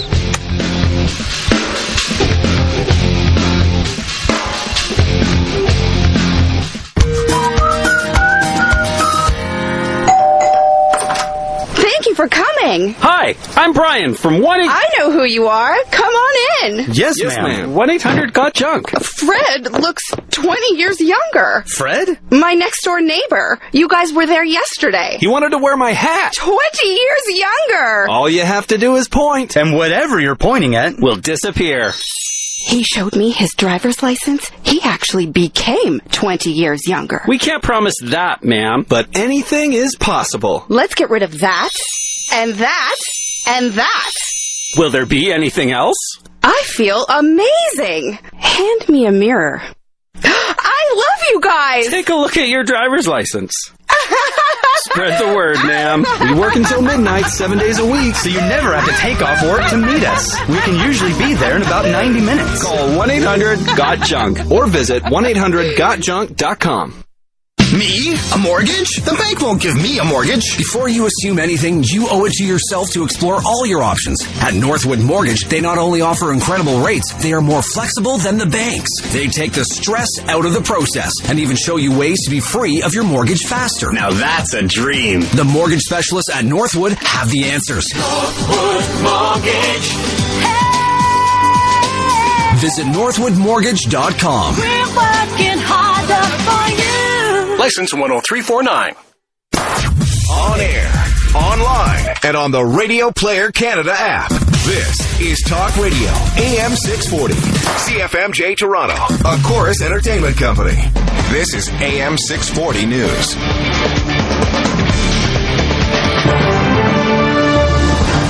From the National Newsroom of the Canadian Press, I'm Jerry Smith. Prosecutors are back to square one after the jury in the Bill Cosby trial failed to reach a verdict after 6 days of deliberations. The panel told the judge Saturday it was hopelessly deadlocked on whether the Cosby Show star drugged and molested Toronto native Andrea Constant at his suburban Philadelphia estate in 2004. Prosecutors almost immediately said they will retry the case. Lawyer Gloria Allred represents 33 women who have accused Cosby of sexual misconduct. Allred says the 79-year-old should be prepared to face another trial soon. It's too early to celebrate, Mr. Cosby. Round two. Maybe just around the corner. Cosby, who still faces 3 counts of aggravated indecent assault, remains free on $1 million bail. Halifax jury in the first-degree murder trial of William Sanderson will resume deliberations in the morning. The 24-year-old medical student is charged in the death of Taylor Sampson. The 22-year-old was last seen alive walking into Sanderson's apartment on the night of August 15, 2015. He is never seen leaving, and his remains have never been found. The 6-man, 6-woman jury has so far deliberated nearly 20 hours, spread over 3 days. New grim figures from London Saturday. Police say 58 deaths are either confirmed or presumed following the Wednesday inferno at the Grenfell Tower public housing complex. Police Commander Stuart Cundy also says it'll take weeks or longer to recover and identify all the victims from the huge blaze. He says police are still searching the building. There is considerable damage within Grenfell Tower. It's important for families that we do absolutely everything in there to find their loved ones. But we have gone to the top of the tower. Public anger is mounting. Residents and neighbors are demanding to know how the fire was able to spread so quickly and trap so many of the 600 people who lived in the recently renovated 24-story building. There are reports contractors installed a cheaper, less flame-retardant exterior paneling. 5.2 magnitude earthquake has struck south of the Greek island of Lesbos, close to the Turkish coast. It was followed by 3 more tremors of a magnitude 3.0, 3.3, and 3.8. No damage or casualties were immediately reported. Officials at Yosemite National Park say a road damaged in a rock slide will reopen Sunday morning. More than 100 dump trucks were needed to haul away rock and debris after a slide the size of a 2-story house came crashing down on Monday. The rock slide blocked one of the 3 popular routes into Yosemite, creating a commuting headache for hundreds of park employees and thousands of tourists. This is the Canadian Press. In sports, Justin Thomas put together the best round of this year's U.S. Open, but Brian Harman stole some of the thunder, taking the lead through 3 rounds. Harman fired a 5 under 67 for a 12 under total. That puts him 1 stroke ahead of Thomas, Brooks Koepka, and Tommy Fleetwood. Thomas had the round of the day and one of the best in tournament history, becoming the 5th player to shoot 63 at a U.S. Open and the first player at 9 under. Marcus Stroman with his first loss since April 18th. The Toronto starter gave up 3 solo homers. Blue Jays are back in last place in the American League East after a 5-2 loss to the Chicago White Sox. Stroman gave up 6 hits and 3 runs, all coming from the long ball over 7 innings with 5 strikeouts. From the Canadian Press, I'm Jerry Smith.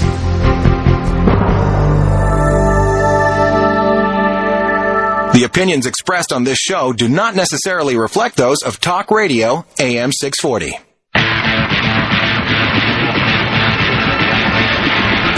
You're listening to A View from Space with the Spaceman, exercising his right to free speech while he still can. This is Talk Radio AM 640. I'm the guy to call the Spaceman. It's Talk Radio AM 640.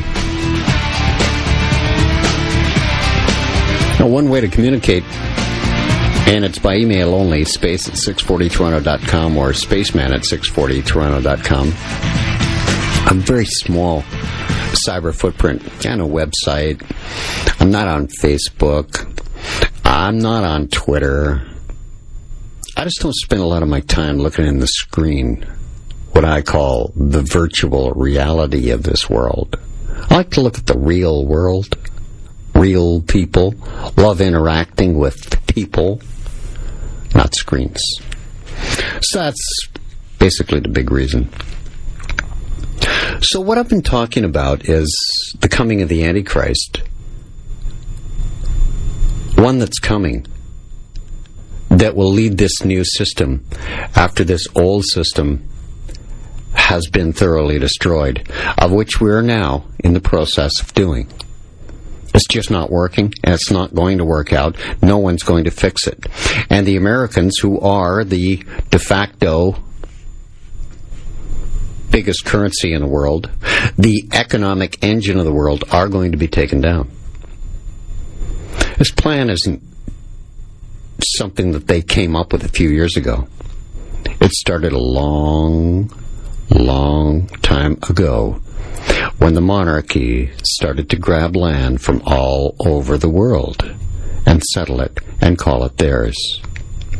Check out sometime, if you've got some time on your hands, to find out what the doctrine of discovery is all about.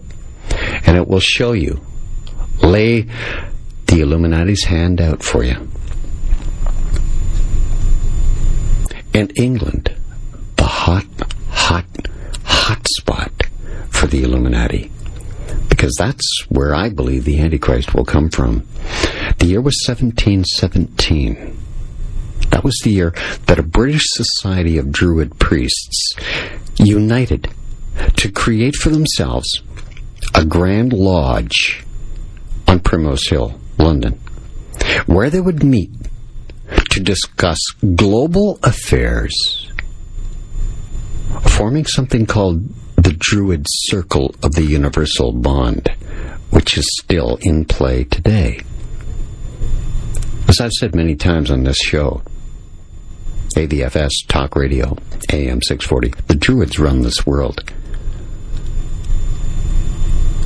The bloodlines of the royals, the monarchies, carefully concocted by the Druids on who begat who,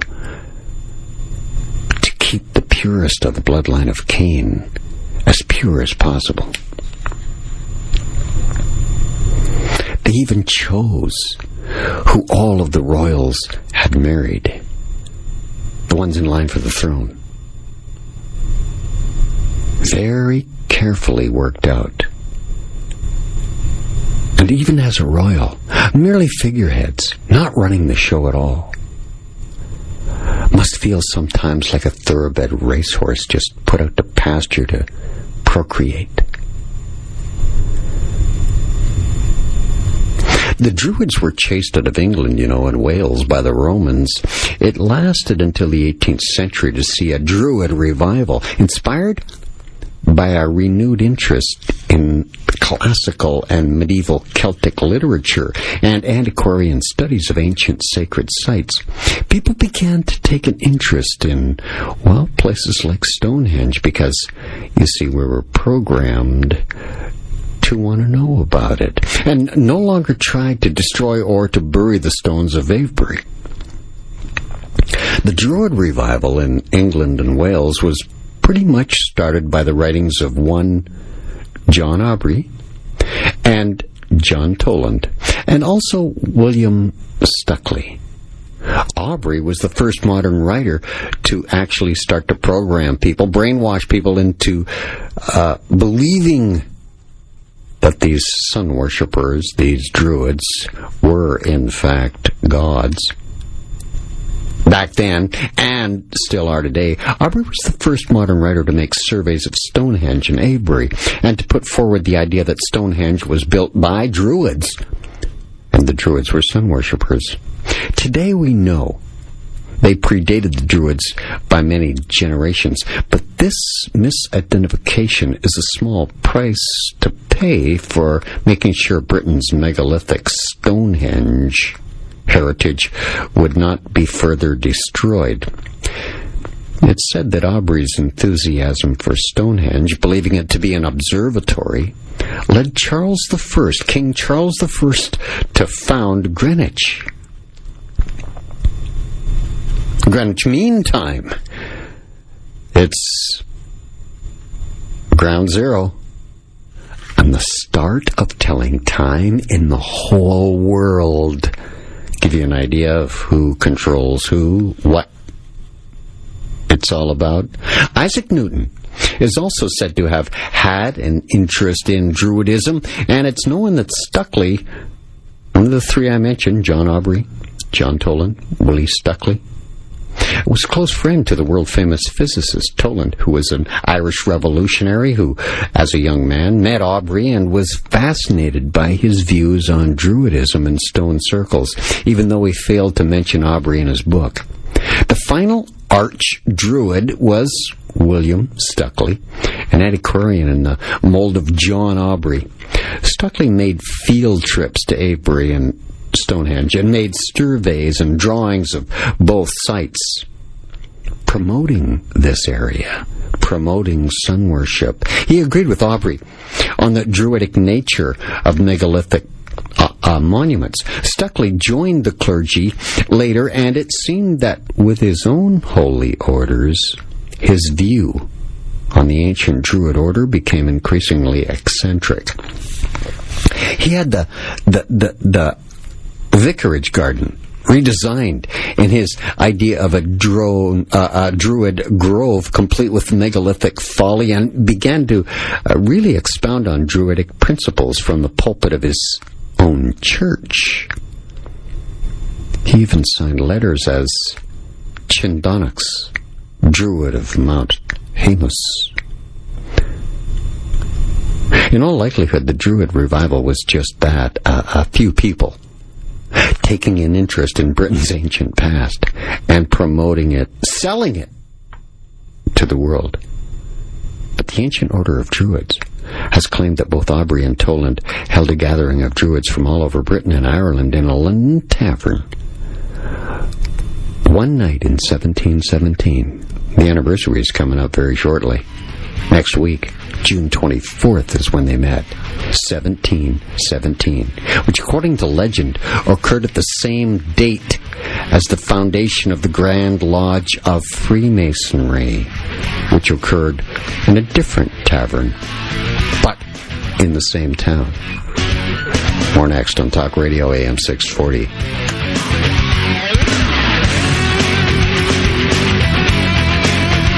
Lost your job? Employment law myth number 5. There's no point in calling a lawyer because my employer treated me fairly. Fact. Over 90% of people are offered much less than they are owed. Always call the employment lawyer first. Lior Samfiru, 416-216-5900. Hey, it's Matt from The Morning Show. When you get up as early as I do, every minute of sleep counts. I can tell you right now that the pillow called MyPillow has changed my life, which is why I'm urging you to go to MyPillow.com or call 1-800-951-7583 and ask for the radio listener special. Use promo code CFMJ. You'll now get 50% off 2 MyPillow premium pillows and also receive 2 Go Anywhere travel pillows. Plus, they offer a 60-day money-back guarantee. Don't wait. This offer is for a limited time only. Go to MyPillow.com.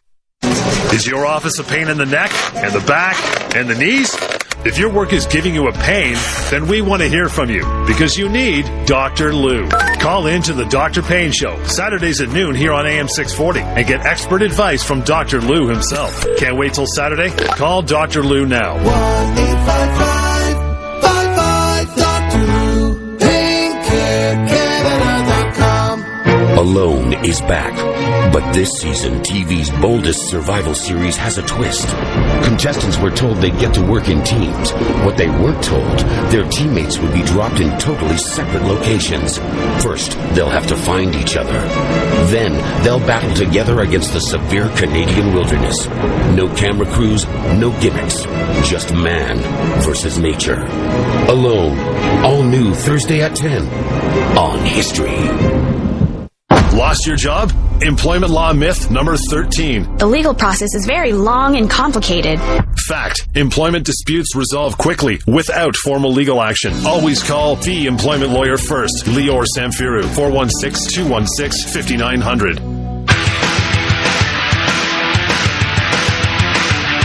The ancient mystery religions, numerology, the Holy Grail decoded, and he goes deeper than a black hole into today's headlines. This is A View from Space with the Spaceman on Talk Radio AM 640. I'm the guy to call Space. It's Talk Radio AM 640. Emails to spaceman at 640toronto.com or space at 640toronto.com. Thanks for the one you sent me. Really appreciate them. Really do. Let me call him JF. I know his unreal name is Mr. Critters. Son of Mr. Critters, London, England. He writes, notice how the Queen will be dressing down while addressing the masses this year. They don't want to show off the robes and crown jewels right after killing us in fires. They know how to push and push and to stop right before we come for the crown. They know what they're doing. Signed, Mr. Critters, London. Yes, it was the Queen's birthday today, 91st birthday. They had the royal salute, of course, the parade. She attended, but very subdued, of course. The actual birthday celebration was, in fact, to relive the Grenfell Tower block fire blood sacrifice ritual with a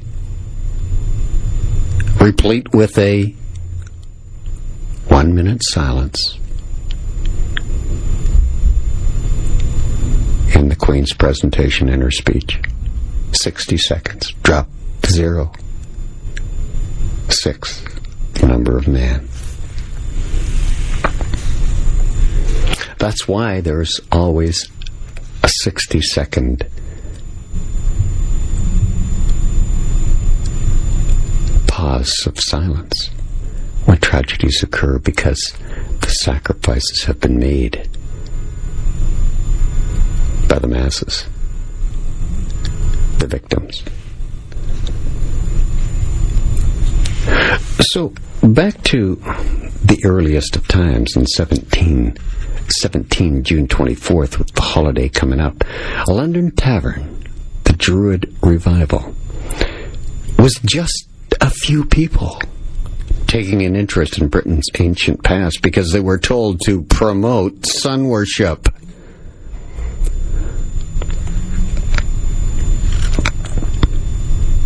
So, this meeting in 1717, June 24th, at the London Tavern, according to legend, occurred at the same date, as I said before the break, as the foundation of the Grand Lodge of Freemasonry, which occurred at a different tavern, but in London also. Now, this group called Freemasonry have its beginnings in the Knights Templar. The Knights Templar are originally 9. Only 9 members. They were the ones that guarded the black magic secrets of ancient King Solomon's temple. And those ways, those black magic spells cast by King Solomon to rule his world, is being used today, only a highly, highly sophisticated way, much more than King Solomon, but same precepts, same black magic rituals and spells cast on the people. So that's where Masonry came from.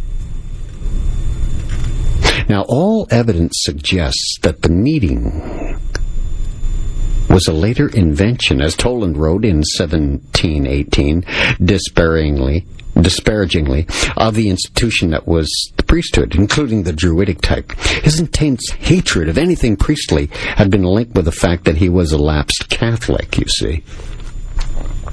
So you got to dismiss Aubrey and Toland as an arch-druid.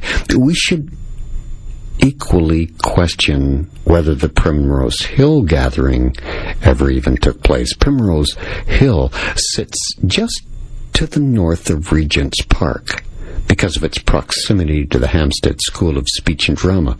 It's often used as a location for filming, by the way, for movies. It offers exquisite views of central London, now dominated by the BT Tower and the London Eye, that great big Ferris wheel up on the River Thames bank. But Canary Wharf and the tall buildings of the city are equally visible from this prime location.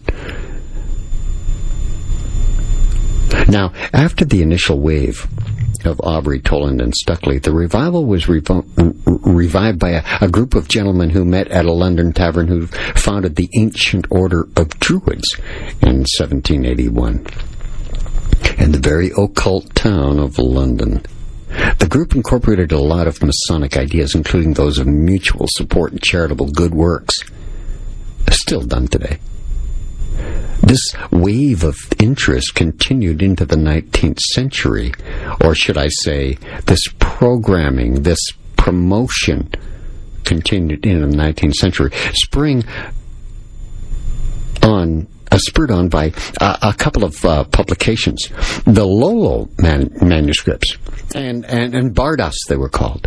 Both were written by one man, Edward Williams, better known by his bardic name, Lolo Morganmuk. He claimed to have found a complete system of druidry in ancient manuscripts that he had collected in his home in Wales. Lolo then held a gathering of what he styled the Gorset of Bards of the Isles of Britain. Even though the book's still pretty popular in Druidic circles even today, it's now known that he had composed the ancient manuscripts himself while he was imprisoned for debt after a business enterprise collapsed on him. The fraud was only uncovered 150 years after he died, though, when an inquisitive researcher looked through Lolo's manuscripts and found, draft versions of most of the supposedly medieval documents written in Lolo's own hand. Not medieval documents at all. So you see, this has all been a facade to promote sun worship. Though nothing seems to have happened on Primrose Hill on the autumn equinox of 1717. It's known that Lolo Morganmuk's proclamation of the Gorset of Bards of the Islands of Britain happened on Primrose Hill in 1792. That hill's position to the north of London offers, as I said, a wide-angled view of the city, makes it a prime location from which to charm London. You know what that means? Cast a spell. In recent years, the various Druidic orders are best known for their internal rivalries, specifically when it comes to access to Stonehenge, the summer solstice. The high time to be there. It's coming up next Wednesday. For some organizations, the Wiltshire site remains the center of their movement, though many orders continue to prefer London as the center of their activities. Why? Because of access restrictions to Stonehenge. Many solstice celebrations you see are held on the London hilltops, where the ancient Druids used to build their bonfires and rule from at certain times of the year on the Wheel of Life, the Druidic witching holidays. One of these, the Council of British Druid Orders, was inaugurated on the summer solstice itself on Parliament Hill in Hampstead in 1994. Dylan ap Thuin blew the herald's horn to start the ceremony at noon. Since then, the annual ceremony has continued to be held either at Primrose Hill or Parliament Hill. Parliament Hill, if you know it at all, is an open area in northwest London, adjacent to Hampstead Heath. The hill was once known as Traitors' Hill, as during the English Civil War it was occupied by troops loyal to the English Parliament. The hill is not, as the name might suggest, home to the Houses of Parliament. No, though it seems possible that its name, together with its ability to give good views over London, was used by the Druids. Many Druids now believe that the hill, known to them as the Llandan, from a Welsh name signifying a high place of worship, is part of a sacred grid. A ley line between here and the White Hill in the Tower of London is to them the Midsummer's Day azimuth. That's the line in which the sun rises on a Midsummer's Day.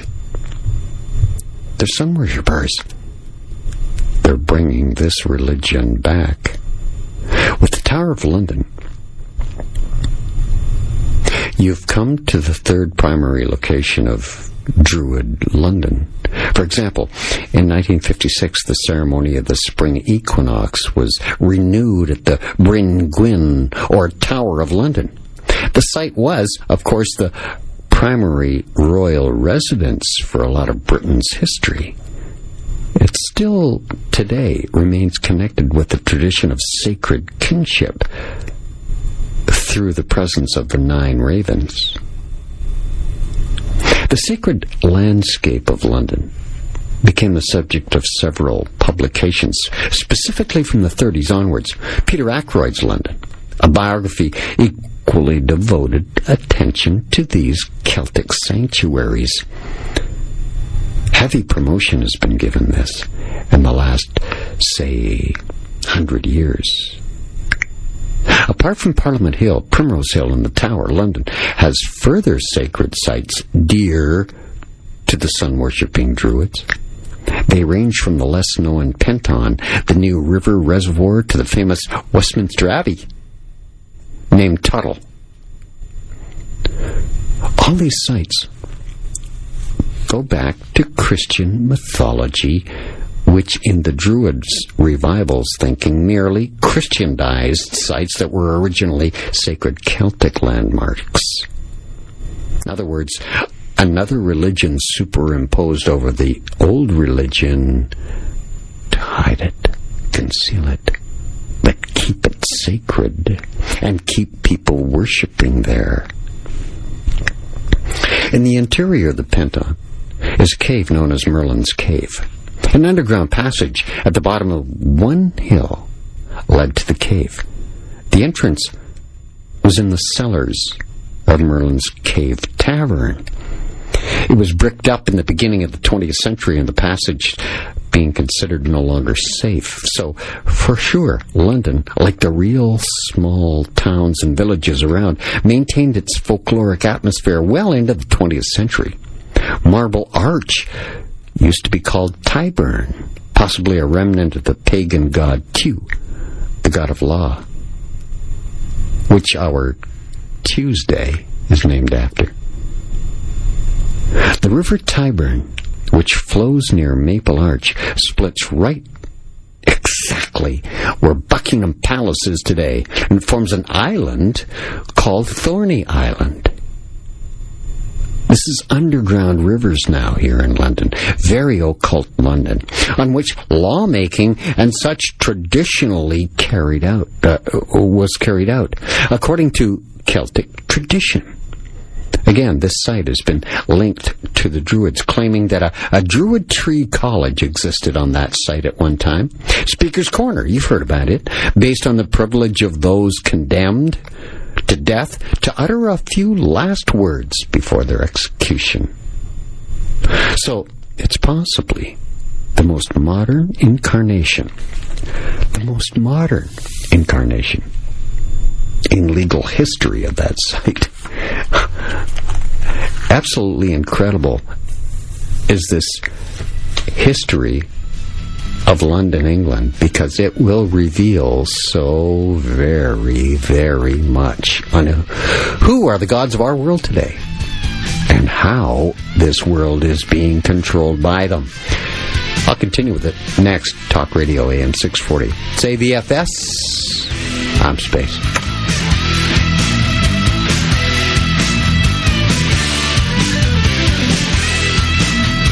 This is AM 640 News.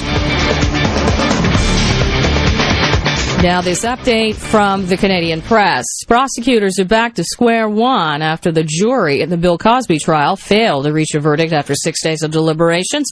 The panel told the judge Saturday it was hopelessly deadlocked on whether Cosby drugged and molested Toronto native Andrea Constant at his suburban Philadelphia home in 2004. Prosecutors almost immediately said they will retry this case. Halifax jury in the first-degree murder trial of William Sanderson will resume deliberations in the morning. The 24-year-old medical student is charged in the death of Taylor Sampson.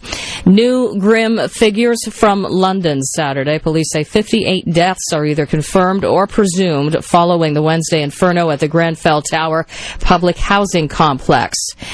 5.2 magnitude earthquake has struck south of the Greek island of Lesbos, close to the Turkish coast. It was followed by 3 more tremors of magnitude 3.0, 3.3, and 3.8. From the Canadian Press, I'm Jerry Smith. Life is a balancing act. Family, job, kids, health. Anything can suddenly become a speed bump and bounce your budget out of balance. For fast, friendly debt relief, call Goldhar & Associates. As a licensed insolvency trustee, Goldhar can protect you from creditors and negotiate settlement of your debts for pennies on the dollar. For a free Shed the Debt consultation, fast dial #debt on your mobile phone or visit shedthedebt.ca. Open today from 9 a.m. to 1 p.m. Goldhar. We help. Cure AC breakdownitis. Get a Select air conditioner for only $1 a day. Call 1-844-ENTERCARE or visit entercare.ca. Offer ends June 30th. Based on a 180-month financing term at 10.29% APR. Cash price is $2,800 plus HST. Terms and conditions apply. The opinions expressed on this show do not necessarily reflect those of Talk Radio AM 640. The ancient mystery religions, numerology, the Holy Grail decoded, and he goes deeper than a black hole into today's headlines. This is A View from Space with the Spaceman on Talk Radio, AM 640 and HD Radio. I'm the guy that calls Space. Talk Radio, AM 640. The show's AVFS. 2 locations, my email account. Like to use them. Correspond with me, space at 640toronto.com or spaceman at 640toronto.com. A lot of people are amazed at where the emails come from on this show because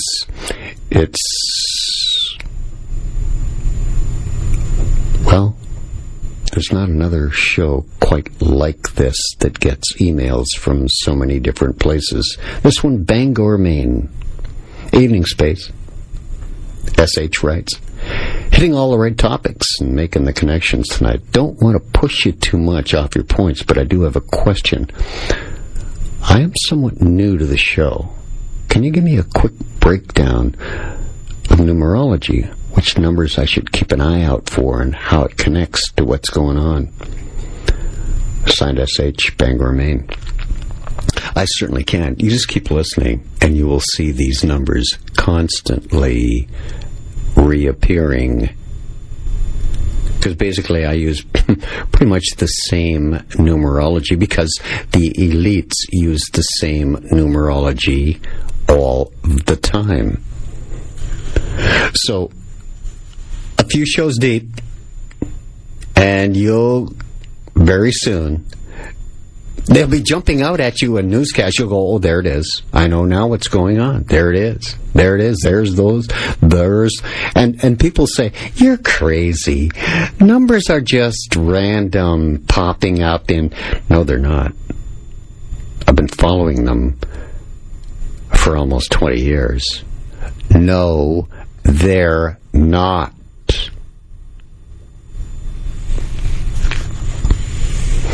Just as words have meanings, precise meanings, also do numbers and numerology. There are 3 guides the elites use, and they are numerology, astrology, and sacred geometry. Now, back to this pushing, this promotion of sun worship onto the masses. It's what I've been talking about since I've ended my presentation on the Grenfell sun worship fire ritual. So as late as 1906, there was a swearing on the horns at Highgate, when strangers were actually required to take a pair of antler horns in their hands and swear a jocular oath, followed by a wild part involving dance and, well, of course, draft beer. There's the Horn Fair. It's still held at Charlton Village every year. Herne Hill itself may be a reference to the horned Celtic deities worshipped by the Druids. And it shouldn't come as a surprise to find that the name is equally prominent in pub names. There's a Hearn's Tavern on Peckham Rye Common, the Horns in St. Pancras, the Horn Tavern NEC4, the Green Man in Bellingham. There's so many in England.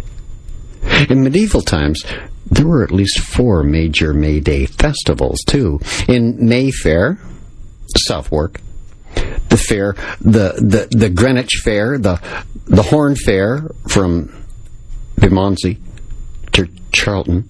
Until 1718, there was a 134-foot maypole by the Church of St. Mary in the Strand in central London. A time-honored custom at the Greenwich May Day celebration was young couples ordered to climb the hill to where the Royal Observatory is today, where they set 0 hour on the clocks for the world, and then run or roll down that hill to the great excitement of the gathered crowds. Like Parliament and Primrose Hill, Greenwich Hill offers splendid views of the city.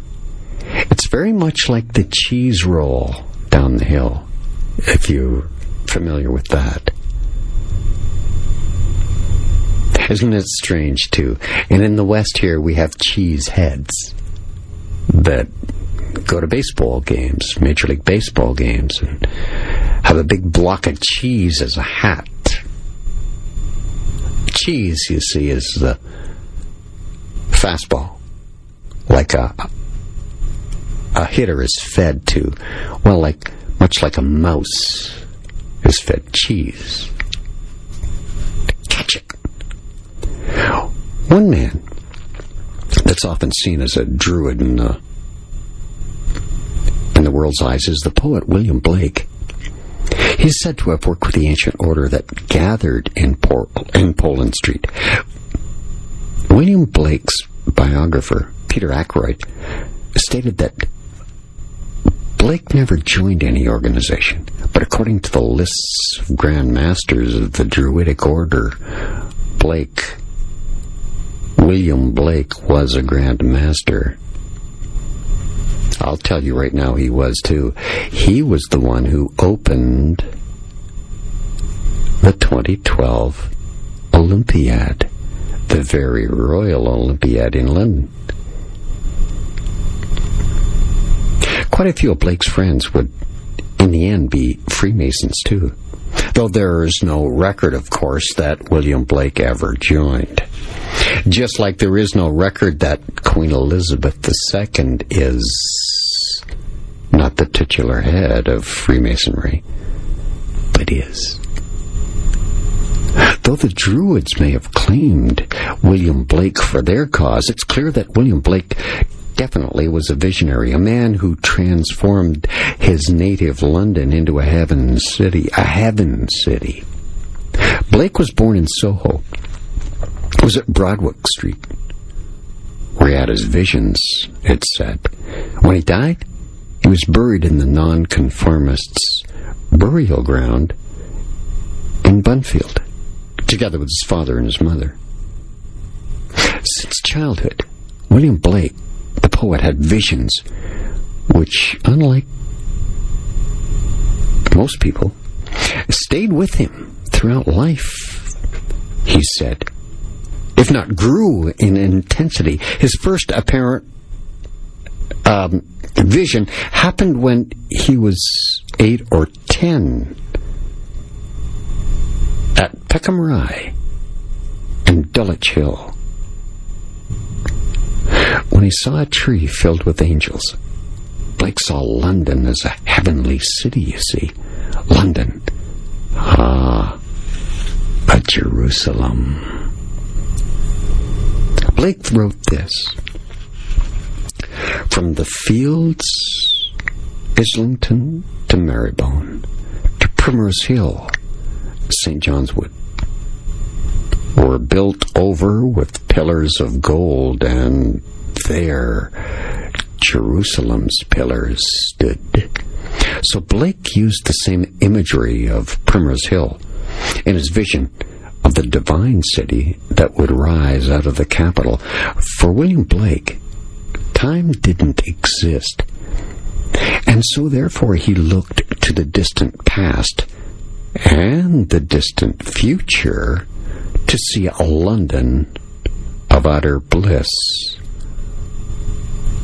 the heavenly Jerusalem spoken of in the Bible. He would walk through London, and particularly seemed to have an affinity for London stone, where he had quite a few visions of Jerusalem. On Primrose Hill, it said he had a vision too of the spiritual sun, which, and I'm talking S-U-N, which he compared to the true light, the light of imagination, as he called it. Blake often spoke of Albion, England's great mythological name, when it was ruled by the Druids. All his life, Blake was entranced, persuaded by the idea of a deeply spiritual past, and he continually talked about the possibility of ancient lore and arcane myths that could be used to reveal previously hidden truths.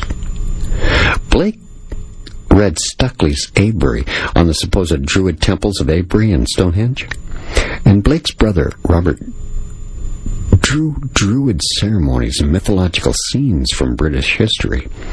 So throughout his life, William Blake felt time was an illusion, and after his death, he apparently emphasized that point. His wife, Catherine, continued selling his works, and she said that Blake would appear to her daily, sit for some hours with her even, and advise her on how to run the business.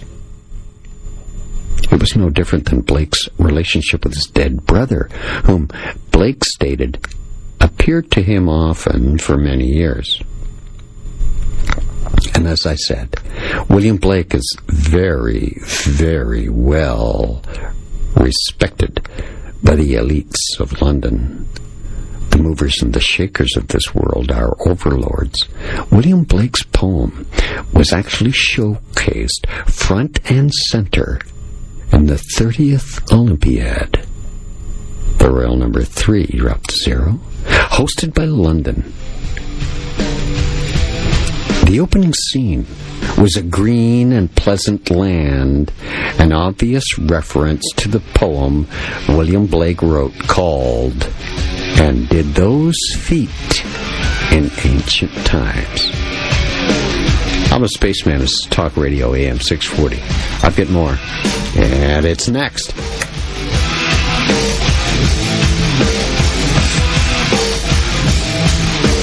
Hi, I'm Bruce Selry, author and finance expert. When it comes to energy savings, more efficient equipment is only the beginning. That's because people are the best way to drive savings. When you provide energy management training, you empower your employees to identify energy-saving opportunities. Small changes can lead to big things.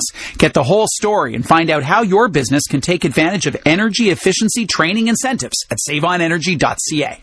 Powered by the IESO and offered by your local hydro company. You're in debt, but it may not be entirely your fault. You lost your job, or got sick, or got divorced, and the credit card company kept increasing your limit, so you used credit to survive. But now that debt is too much. I'm Doug Hoyes of Hoyes Michaelis. We're licensed insolvency trustees, and in 30 minutes we can show you how to eliminate your debt. Debt-free in 30. It's that simple. To find out more, visit Hoyes.com, that's HOYES.com, or call 310-PLAN, and let's get started. Deprogramming the brainwashed simply by uncovering the truth. He's the Spaceman with a view from space on Talk Radio AM 640. It's the Spaceman, Talk Radio AM 640. Emails to space at 640toronto.com or spaceman at 640toronto.com. Thanks for the one you sent. Let me call him R.A. Long-time listener. Wrote a few months ago about the refugees that the leaders didn't want. They keep us out and try to keep us in the areas that will kill us. When they allow us in, we get stacked into these towers that catch fire. It's all part of their plan. I wish more people could see it as well as you do. Signed, RF.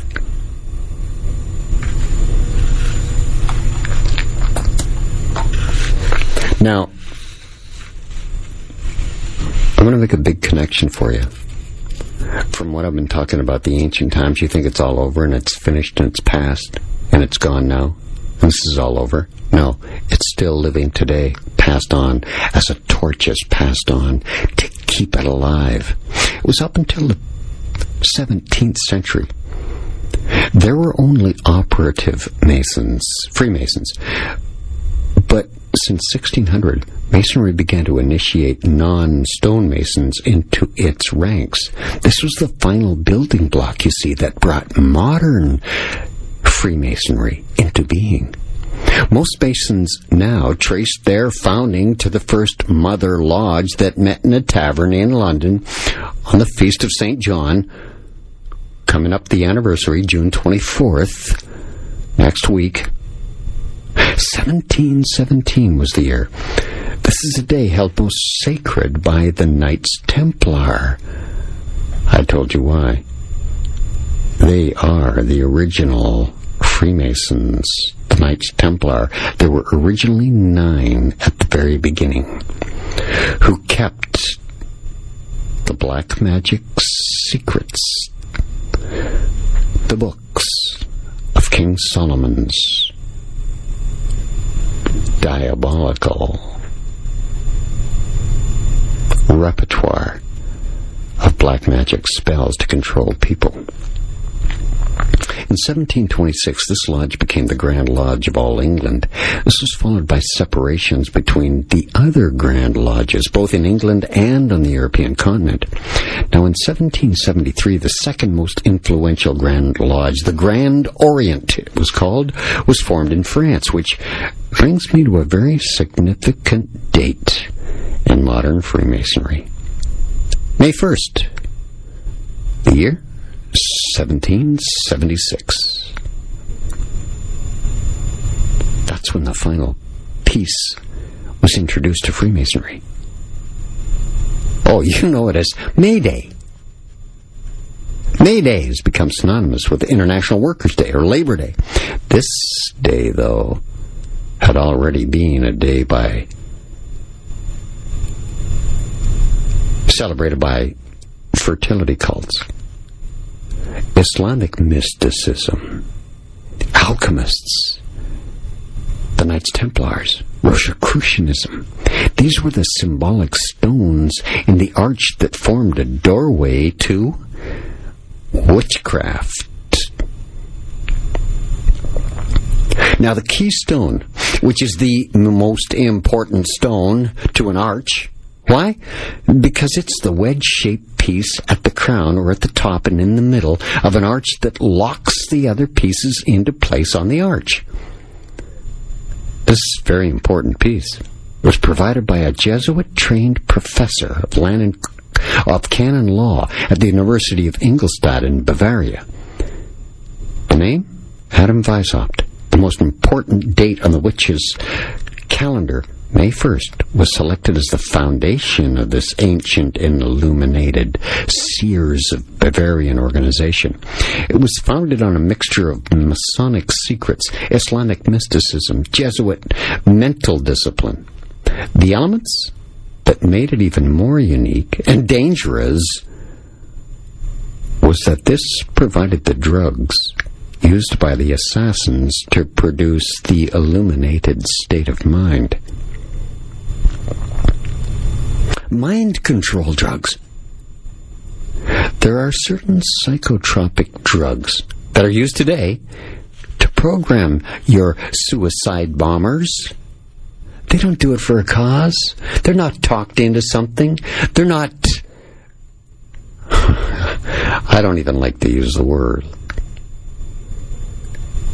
radicalized.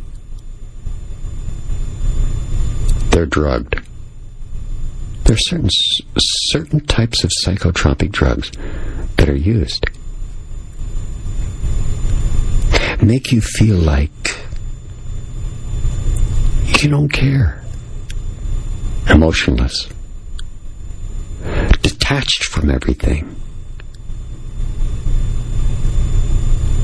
They are today's assassins that go clear back to ancient times. So I'm telling you now that today's terrorists, suicide bombers, are not anything new and have been, in fact, used throughout history going back to ancient times. There's nothing new under the sun. It's simply history repeating itself. The Masonic candidate requests and is promised light in Masonry. As he goes up the ladder of initiation, he receives more light. It's because of this society's emphasis on illumination that the ancient and illuminated seers of Bavaria became known by the name that I use, the Illuminati. The shape and geometry called the trapezoid, which is really an unfinished pyramid with four sides, is a very important symbol in Satanism. The symbol is actually a metaphor for the oppressive hierarchy that reigns over the Masonic Lodge and over all the so-called democratic governments of this world, including the new democratic regimes that have recently been installed. Glaring example of this shown in its symbology is the American government. The telling symbology is the all-seeing eye above a pyramid, with the all-seeing eye at the top of the reverse of the American dollar bill. The U.S. dollar, by the way, is soon to be scrapped and replaced.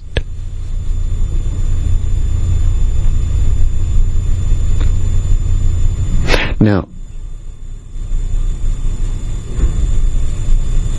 there are also Muslim connections to the origins of Masonry. I keep telling you the Illuminati always control both sides of a fight. You must, if you are to control the outcome of the conflict. The most glaring example of the Muslim connection to Masonry is obviously the Masonic Shrine. The actual title of the Shriner organization is the ancient Arabic order Nobles of the Mystic Shrine. The shrine openly displays Arab culture, and the shrine in Masonry is actually the sacred shrine of Islam in Mecca, Saudi Arabia. You may or not be aware that a shrine initiate must wear the usual oath on the Quran. Swear, rather, as well as the Bible. An Illuminatus is a Master Mason who has received all the light Freemasonry can offer. He's beyond the 33rd degree. These people are known as the Masters, or the Masters of the Temple. They form an elite cadre of super Masons with understanding of the principles of Freemasonry, going far back beyond even the typical 33rd degree Mason.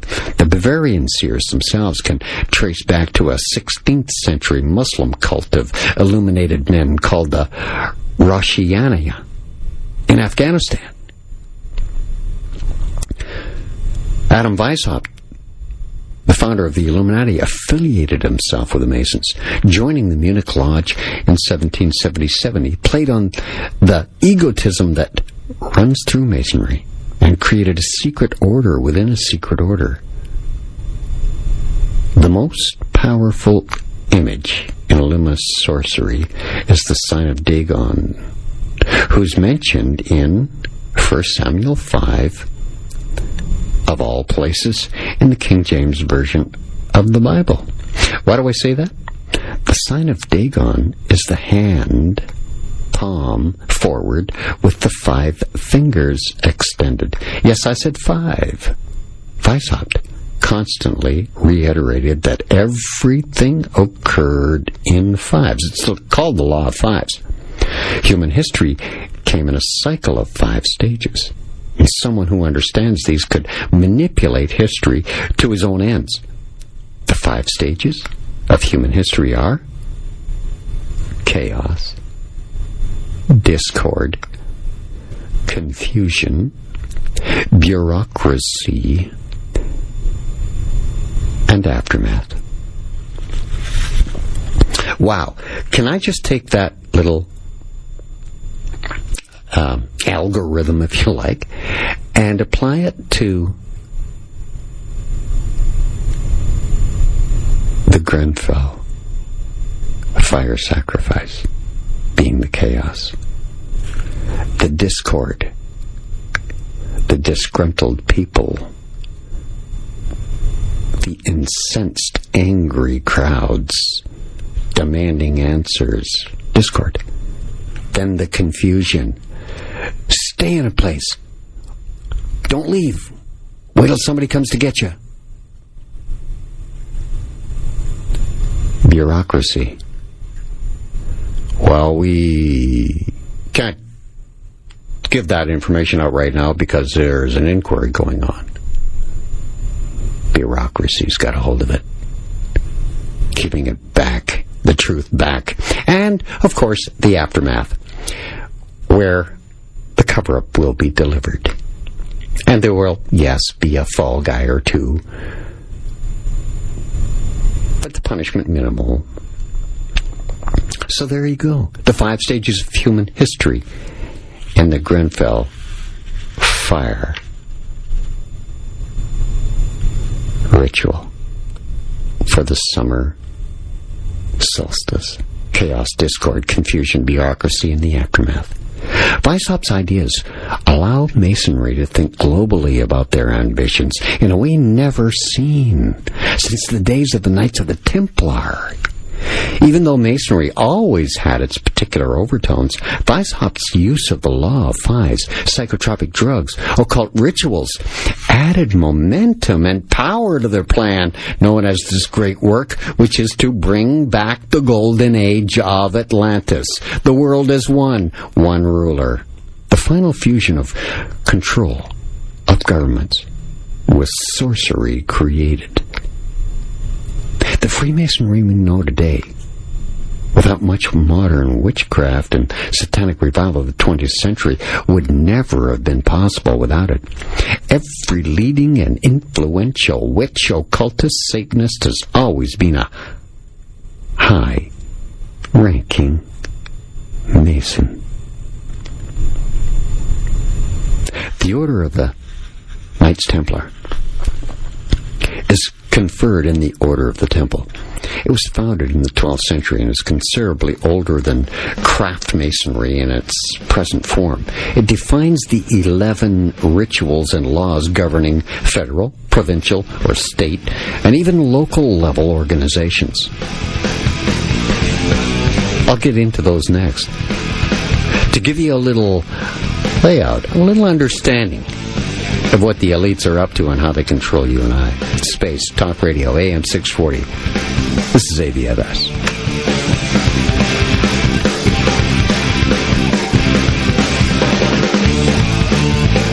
Cure AC breakdownitis. Get a Select air conditioner for only $1 a day. Call 1-844-ENTERCARE or visit entercare.ca. Offer ends June 30th. Based on a 180-month financing term at 10.29% APR. Cash price is $2,800 plus HST. Terms and conditions apply. If you knew someone needed help in order to live, would you give it to them? What if you're the only person who could? You have the power to give life. And if your blood type is O negative, you have even more power because your blood can be used to help anyone. You might be the only person who can give someone the help they need. Book an appointment now at blood.ca. Canadian Blood Services. It's in you to give. It's National Blood Donor Week. Celebrate by booking an appointment to donate blood today at blood.ca. The Morning Show with Matt Gurney and Supriya Dwivedi. John Oakley in the afternoon. Streaming live at 640toronto.com and now available on the Radio Player Canada app. This is Talk Radio, AM 640, CFMJ Toronto, a Chorus Entertainment Company. This is AM 640 News.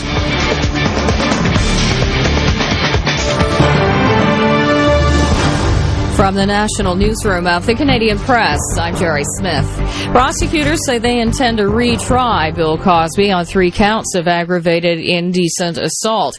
After 52 hours of deliberations, the jurors came back to court Saturday morning to say they could not reach a unanimous decision on whether Cosby drugged and molested Toronto native Andrea Constant at his Philadelphia area estate in 2014. District Attorney Kevin Steele says he's disappointed in the outcome, but he also says it's important Constant's story was heard. Too often, these types of crimes, sexual assaults, do not get reported, especially cases where a drug has been used in a drug-facilitated sexual assault. Steele declined comment on a statement from Cosby's wife in which she called him, quote, heinously and exploitively ambitious. Cosby remains free on $1 million bail. Jury deliberations in the murder trial of William Sanderson will resume Sunday. The panel wrapped up their closed-door discussions Saturday without reaching a verdict. Halifax medical students accused of killing 22-year-old Taylor Sampson during a drug deal. Sampson's remains have never been found. The 12-member jury has deliberated for nearly 20 hours since Thursday afternoon. Former real estate mogul who once controlled Bloomingdale's and Macy's is dead at 93. An online obituary says Robert Campo died in Ottawa on Monday. Campo, who was born near Sudbury, Ontario, started a construction company in 1953 and went on to amass a fortune in the real estate development business with holdings in Ottawa, Toronto, California, Texas, and Florida. He lost much of that fortune, though, in 1990 when an $11 billion investment in the department store chains collapsed under a mountain of junk bond debt. Authorities in London now say 58 deaths are either confirmed or presumed following the horrific inferno that turned the city's Grenfell Tower public housing block into a charred mess. Police say the number 58 is based on reports from the public and may well rise. It includes 30 deaths that have already been confirmed and reports of people who are missing and presumed to have been killed. Labour MP David Lammy broke down while speaking about a 24-year-old close friend who perished. She'd done amazing things, gone to university, the best in her life, but she's died with her mother. on the 22nd floor of a building. And it breaks my heart that that's happening in Britain in 2017. It breaks my heart. Officials say it'll take weeks or longer to recover and identify all of the dead at the building. British Prime Minister Theresa May met with some survivors at her Downing Street office on Saturday. This is the Canadian Press. In sports, Marcus Stroman gave up 3 solo homers. Blue Jays back in last place in the American League East after a 5-2 loss to the Chicago White Sox. Stroman gave up 6 hits and 3 runs, all coming from the long ball over 7 innings with 5 strikeouts. Brian Harman has the lead through 3 rounds at the U.S. Open. He fired a 567 for a 12-under total, puts him 1 stroke ahead of Justin Thomas, Brooks Koepka, and Tommy Fleetwood. But Thomas had the round of the day and one of the best in tournament history, becoming the 5th player to shoot 63 in a U.S. Open and the first player at 9 under. Major League Soccer, Toronto FC with a 2-0 win over DC United, extending TFC's home unbeaten run to 9 games. Orlando City rallied for a 3-3 draw with the Montreal Impact. From the Canadian Press, I'm Jerry Smith. The opinions expressed on this show do not necessarily reflect those of Talk Radio AM 640.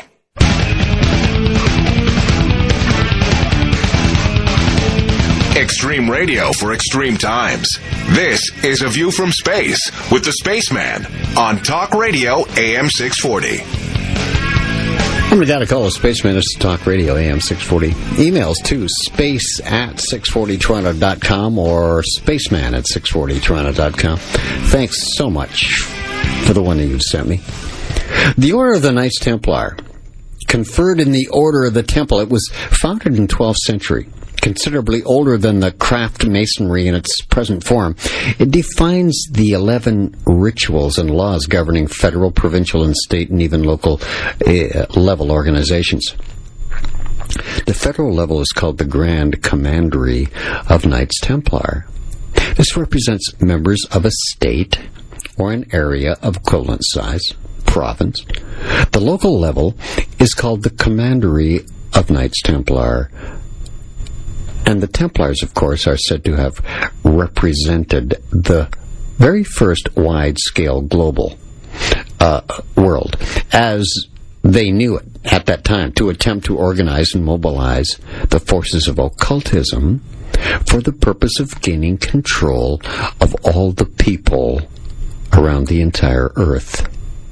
Today's Masonic symbol is the same, worn by the Knights Templar of old, who at first were concealed within a supposed Christian-orientated organization founded in the 11th century to supposedly protect and defend pilgrims traveling to Jerusalem. Over the years, these Templars became the guys that were intertwined with the Islamic mysticism, the Gnosticism practiced by some while in Palestine. They later included a sect known as the Assassins, that I've already talked about. The Order of the Knights Templar were deeply into phallicism or sex worship and Satanism, worshipping Baphomet, Baal, Moloch, the idol god of the Luciferians. It was no coincidence that 1717 was also the same year that an order of Freemasons in Great Britain opened their own Grand Lodge, also located in London, where the dual caste society, or circles if you like, of Masonic Druidism remains intact to this very day. London's Druid-inspired Masonic movement became the leading occult society of those who secretly believed in the Luciferian ideal, which would further this great work. One world, one king, by way of a great social alchemy, which was to culminate in a changed world that would have been readied for Lucifer to rule as its only god. This is now being done by the casting of black magic spells over the world, I refer to as Illuminati events, using the technology they have today of television pictures, seeing's believing, and the internet cast these spells. Think about it. Pictures, broadcast on TV, videos, internet relies solely on that thought. Seeing is believing. You've heard it. You've said it. I'll believe it when I see it. I'm sure even you yourself have said that at one time or another. Well, I guess what? They're showing it to you now. And the millions around the world are believing it. All done, of course, through the art of airbrushed pictures. What's called the file footage in the media. Well, file footage is something like this. Today, ISIS attacks Palmyra. And guess what? Up pops the video. And it looks like, wow, there they are. No, that's from about 12, 14 years ago, file footage on something that happened in Iraq, in the desert.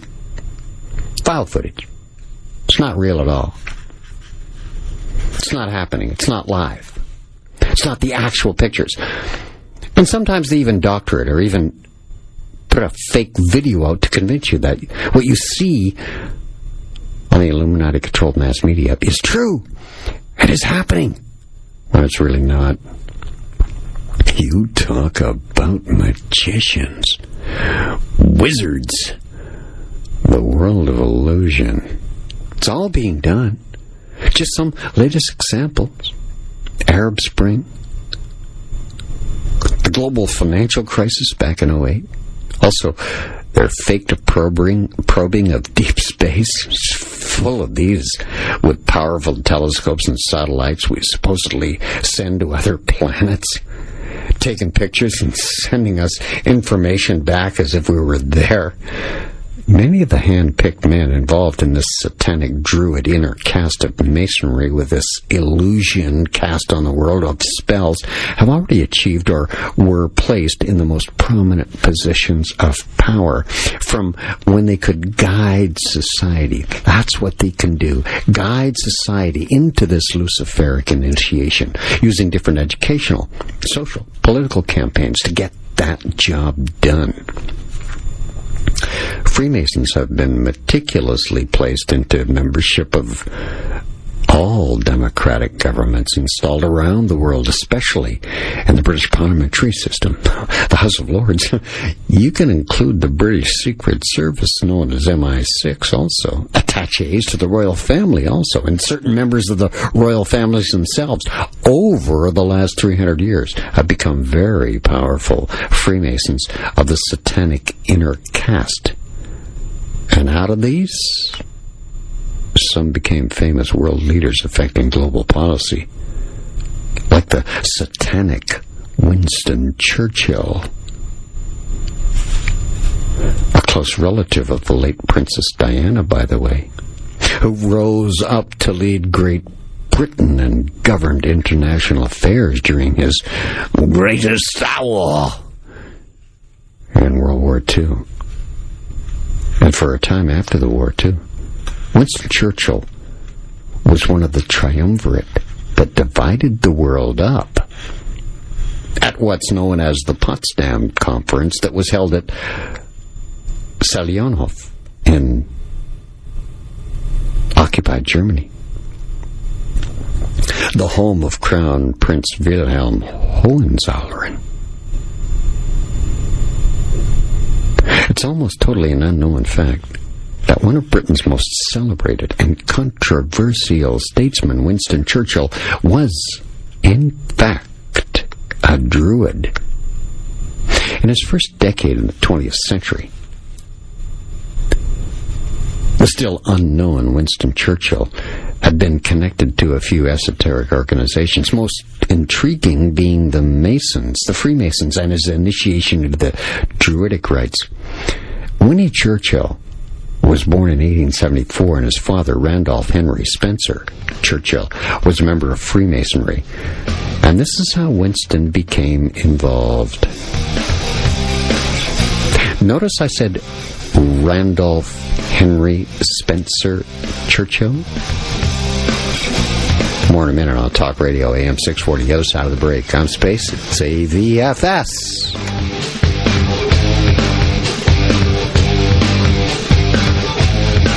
Renovate now and pay later. Let Zoomin show you how easy it is to add value to your home so you get top dollar when selling. Book your no-obligation consultation at ZUMIN.ca. Renovate now and pay later. 416-888-6900. Divorce can bring out the worst in human behavior. If you're worried about losing your children, selecting the right lawyer will have a major effect on your case and your life. Brian Ludmer understands your situation. With extensive experience in both family law and business law, Brian Ludmer, author of The High Conflict Custody Battle, offers a better perspective on solutions so that your children don't suffer in the process. And that makes him the ideal choice. Brian Ludmer. Visit ludmerlaw.com. That's ludmerlaw.com. If you have pain so mysterious that you and your doctors can't figure it out, call in to the Dr. Payne Show, Saturdays at noon here on AM 640, and get expert advice from Dr. Lou himself. Can't wait till Saturday? Call Dr. Lou now at 1-855-55-DR-LOU or visit paincarecanada.com. 1-855-55-DR-LOU, paincarecanada.com. Cure AC breakdownitis. Get a Select air conditioner for only $1 a day. Call 1-844-ENTERCARE or visit entercare.ca. Offer ends June 30th. Based on a 180-month financing term at 10.29% APR. Cash price is $2,800 plus HST. Terms and conditions apply. Renovate now and pay later. Let Zoomin show you how easy it is to add value to your home so you get top dollar when selling. Book your no-obligation consultation at ZUMIN.ca. Renovate now and pay later. 416-888-6900.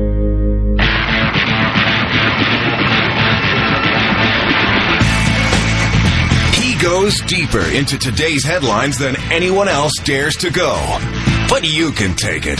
This is A View from Space with the Spaceman on Talk Radio, AM 640 and HD Radio.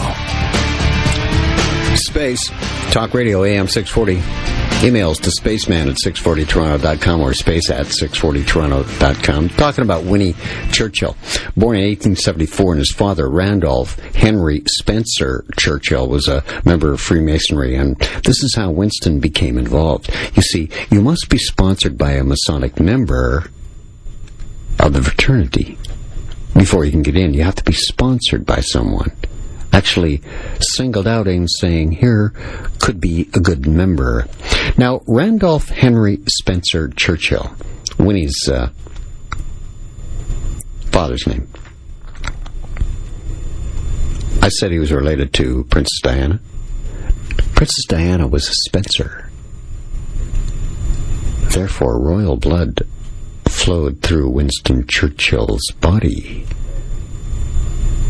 Randolph Henry Spencer Churchill was his dad. Here's a little insight into Canada's Prime Minister, Justin Trudeau, whose father, Pierre Trudeau, was also Prime Minister. Justin's mother was a Spencer. Now you know why he was, in quotation marks, elected. Okay?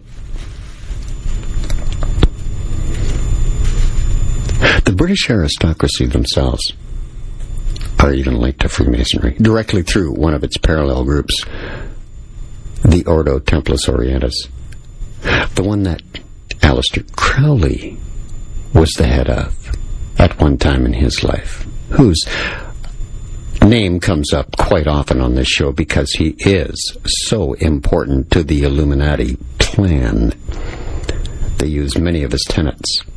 The Order of the Thistle, or Garter, or one of many similar other knightly orders, is also Masonic, controlled by the royal family head. the sovereign. British Freemasonry traditionally provided 3 degrees of initiation, which is remarkably similar to Wicca, witchcraft, which offers the same 3-degree system. Guess what? It's the same system. The cords of initiation were used to indicate the level of experience in many traditions of witchcraft, with knots indicating 1st, 2nd, or 3rd degree attainment. Some believe that using cords to indicate degrees originated actually in the 19th century, but I personally believe, through the research I've done, I believe it originated in more ancient times, when cords were used to bind the slain god or divine king in the pre-Christian era of European mystery tradition. The red cord symbolized the royal blood of Cain now, and identified the initiate as a follower in league with the inheritors of the ancient mystery tradition. Today, the red cord is, or bracelet in some cases, are more often worn by those following the Kabbalah. Many members of the bloodline of Cain elite in Scotland, including its Stuart royal family, the last of the Roman Catholic bloodline of kings and queens, developed strong connections with the Masonic Neo-Druid inner caste, which came out of the Scottish Knights Templar organization, as they all share the same goal. The politically exiled Roman Catholic Scottish House of Stuart wanted to place their own line, their own member of their family, on the throne of England. To attain this goal, the creation of the Scottish Rite Freemasonry was established, which sought to replace traditional British Freemasonry by introducing higher degrees than those offered by other Masonic systems at the time. It promised initiation into greater and even more profound ancient mysteries preserved and handed down by the Knights Templars themselves from the books of King Solomon. It established more direct connections between Masonry and those already involved with alchemy. Kabbalism, Hermetic thought. This was known as Rosicrucianism. Eventually, Scottish Rite Freemasonry actually evolved into the main organization behind the true thrust of the great work. One piece of evidence of this is seen in the way the Scottish Rite Freemasons display their seemingly benign servitude of the current House of Windsor by referring to Queen Elizabeth II of England as the Queen of Babylon. Babylon, of course, being one of the same that's mentioned in the King James Version of the Bible in Revelation, which names Babylon as the united 10-nation confederacy under the future coming Antichrist. This can be deceiving, though, because it's not her, Queen Elizabeth II, that they worship. It's the office she holds. That's so important. Because the one who holds the office changes. But the office of power never changes through history.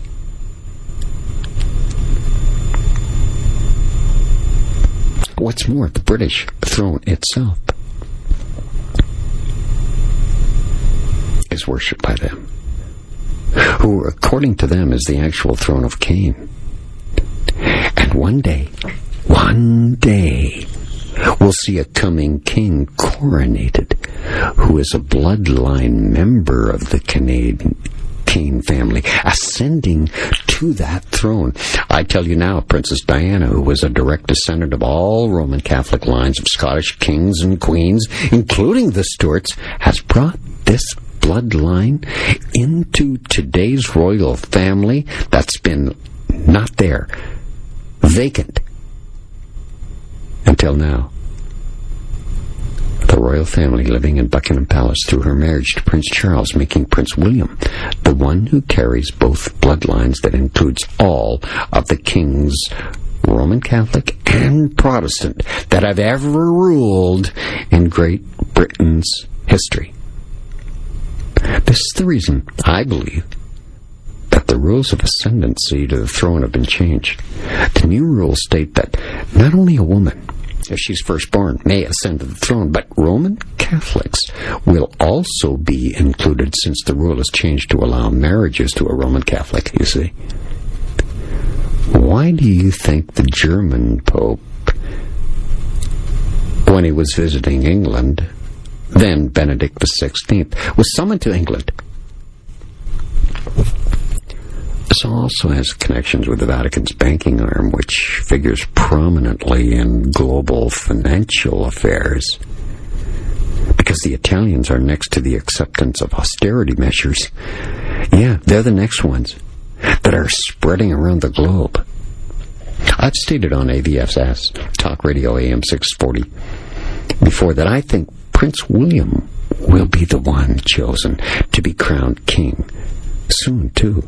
And will also be asked, because of his connection with the wealth of the world, will be asked to become king of the European Union as well. Something I've said before. Being, of course, representative of the cabal that the entire world's countries are indebted to. I'll forgive your debt. Make me king.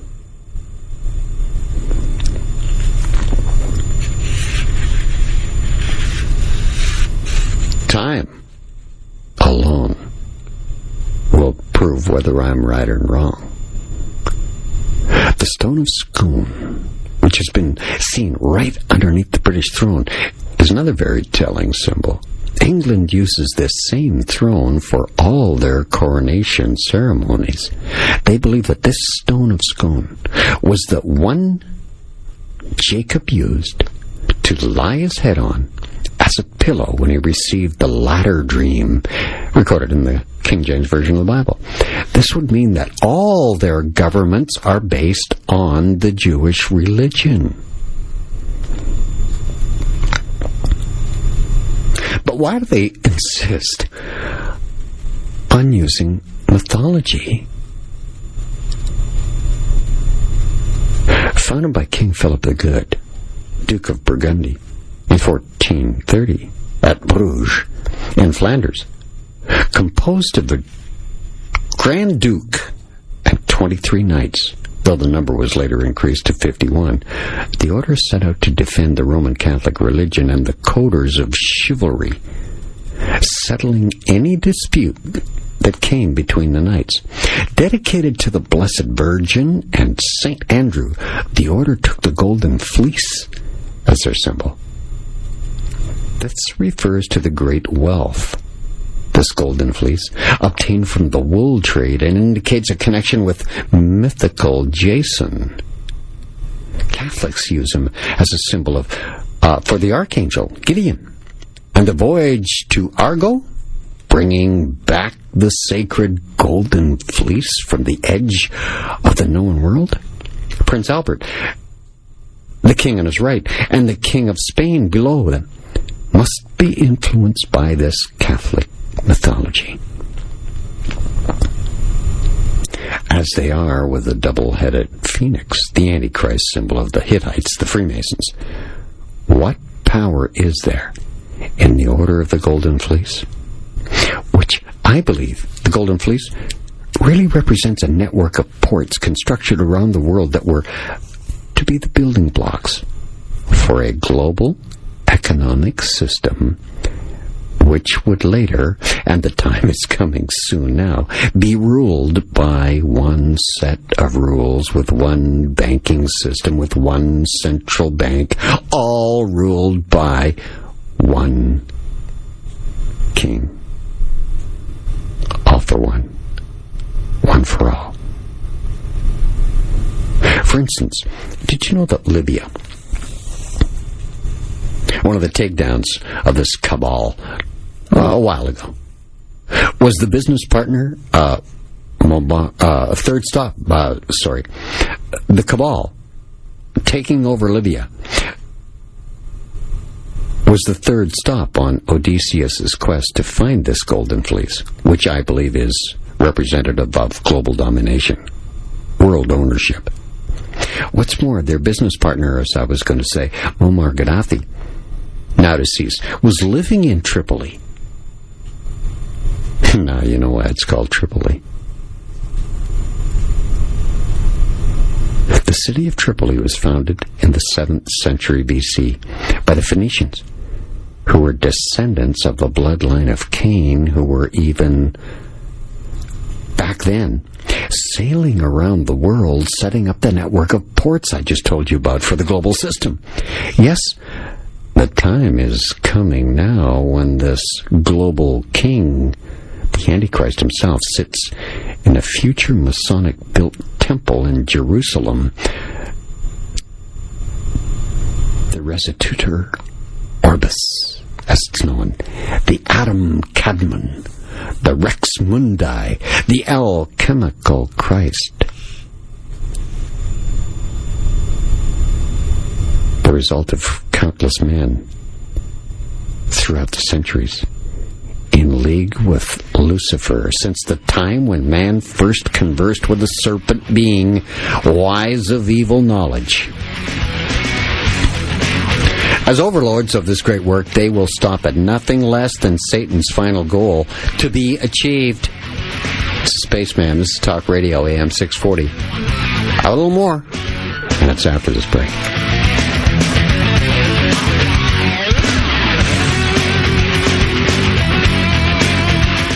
This is AM 640 News.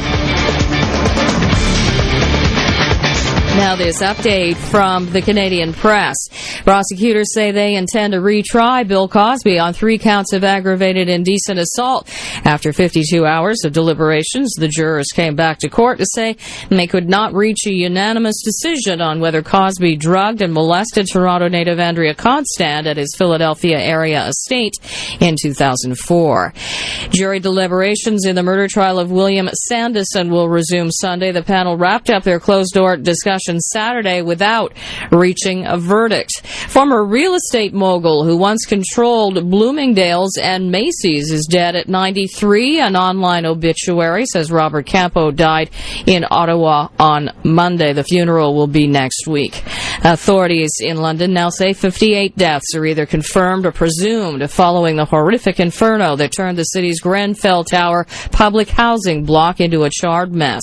From the Canadian Press, I'm Jerry Smith. Vashon Insurance Group presents Did You Know? Vashon has made obtaining quotes simpler than you can imagine. Head for the Vashon Insurance Group website and ask Jeeves, your insurance butler, anything about your insurance needs, including quotes, claims, and customer service. Vashon Insurance Group, home, auto, commercial. I'm Conrad Vashon, and we're your insurance broker. Vashon Insurance Group. Call 416-239-3373. That's 239-3373.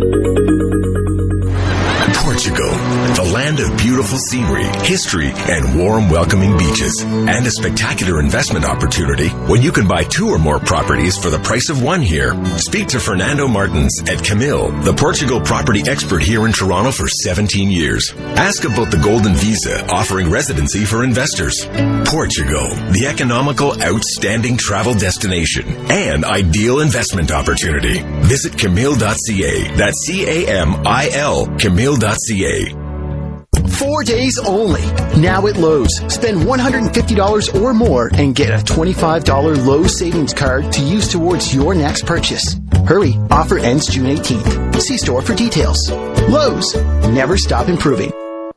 The opinions expressed on this show do not necessarily reflect those of Talk Radio, AM 640. This is A View from Space with the Spaceman on Talk Radio, AM 640 and HD Radio. It's Spaceman. It's Talk Radio, AM 640. Emails to space@640toronto.com. One address. The other, spaceman@640toronto.com. The only way I communicate with you besides this radio show. Thanks so much for the one that you sent me. So as I was saying before the break, as overlords of this great work, the elites will stop at nothing less than Satan's final goal being achieved. Their ancient destiny accomplished. Even the scripture spoke about it.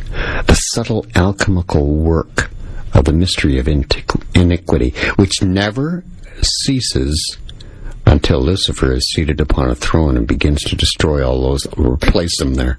Because, you see, Satan ultimately does not share power. This Luciferian intent can even be seen in the very names from which they choose to name their companies. The multinationals, the ones listed on the stock markets, or to brand their societies with the things like the Golden Dawn, or the Morning Star, Eastern Star, Silver Star, White Light Order, Order of the Sun, the Black Sun, Sol Invictus, the Solar Temporal, and most infamous of them all, the Illuminati, whose God can be none other than the light bearer himself, as they do so subtly admit. So I said, they brand their possessions with names like the Golden Dawn, Order of the Morning Star, Eastern Star, Silver Star, White Light Order, Order of the Sun, Black Sun, Sol Invictus. And Prince Harry, now going through the Commonwealth countries, with his games, where he borrows from Sol Invictus for the name. So you see what I mean? It's with us here today, up to date, immediate. It's happening.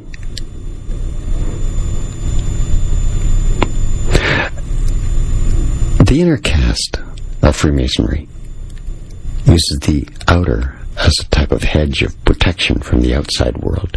And this was admitted more than once by the renowned Masonic masters, even Albert Pike, Manly Hall, and others.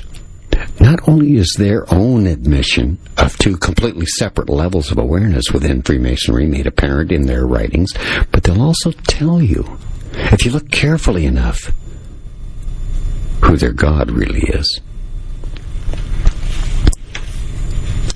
Druidic traditions were also preserved with Freemasonry, which is thought to have evolved from the Druids, sun worship, or at least alongside of them. The connection is made in Gould's History of Freemasonry. The three-part structure on the Masons is identical to the three offices of Druidic priesthood. They are the Ovates, the Bards, and the Druids. Also, the secret teachings are practically the same as the mysteries concealed under the allegories of the Blue Lodge Masonry. Ezekiel 28, verse 17, probably the most glaring scripture in the King James Version of the Bible, linking Lucifer, the angel of light, with Satan, because it is in it the prophet Ezekiel describing the mighty and rebellious fallen angel as lifted up because of his beauty, a being which corrupted his own wisdom by reason of his brightness. Don't you find it intriguing how Freemasonry, really, and those within similar societies are so quick to inform their, well, should I say, sponge-like adepts to become completely enamored with wisdom and to seek it out amidst darkness, to find it by looking within, using the specific biblical allegory of Lucifer's light of all things as their only guide for spiritual enlightenment. So the highest degrees of the inner circle of Freemasonry know very well who they are. Let me say it again. The highest degrees of the inner circle of Freemasonry know very well who they are worshiping and in their maintenance of such a Luciferian brand of light as their God. But the ones below them are tricked, fooled, don't know, lied to, until they're proven to be able to keep a secret.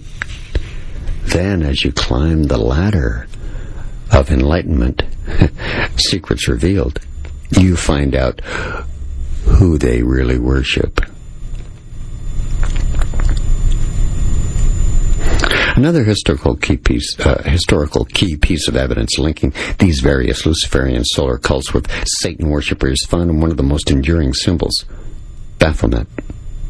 The ancient mystery schools first, then the Knights Templar, and their own spiritual offspring in the Freemasons, as well as every other occult society and lone magician which followed, have used the demonic-looking symbol of Baphomet and its later Mendez-inspired 5-point pentagram sigil to represent the many occult factions to this day, from Wicca all the way to outright Satanism. Now, if you'll recall, a few days after September 11th, 2001, Baphomet appeared. There was a picture shot around the world about it that showed a face in the smoke coming out of the South Tower after it was hit. The face was the face of Baphomet. Airbrushed in, of course. Baphomet, Moloch, used this past Wednesday at the Grenfell Tower block fire. The representative of the sun and the earth is fire. Moloch, Baphomet, the fire god. Why do you think Baphomet's face was drawn into the smoke then for that iconic picture? Baphomet's been compared with several cultural gods, mostly Celtic, like Cernunnos, Herne, as well as the Greek god Pan. All images of gods strangely akin with the classic image of Satan. Maybe even more telling as to the true dual nature of Baphomet is its image being used by some Satanists to depict the beast of Revelation, the Antichrist itself depicted as a combination of animal attributes fused with human similarities. A closer examination of the image of Baphomet clearly displays a few archetypal and mysterious symbols throughout its overall devilish appearance. For example, it carries the sign of the pentagram on its forehead, the mark of the beast, and above it is seen a solar torch, of which Eliphas Levi, the great French occult author and purported magician who first drew the image, commented, saying that the flame of intelligence shining between his horns is the magical light of Lucifer himself. Examining that image a little further, you might notice one arm is actually female. The other one is a male. It's still, you may notice, like those of divine androgyne. Its hands forming the sign of Hermeticism, one pointing up to the white moon of Chesed, the other pointing down to the black one at Garib, which is the occultist saying, as it is above, so it is below. Medieval astrologers within Baphomet saw the conjunction of the moon and Venus, or the sun and the moon, united in tantric eclipse, while alchemists saw the sun and the moon in union of transmutation, ethereal with material, while common pagans believed it to be their sun god merging with the moon goddess. All Satanists, though, believe it to be Satan, and his whore of Babylon, the woman riding the beast.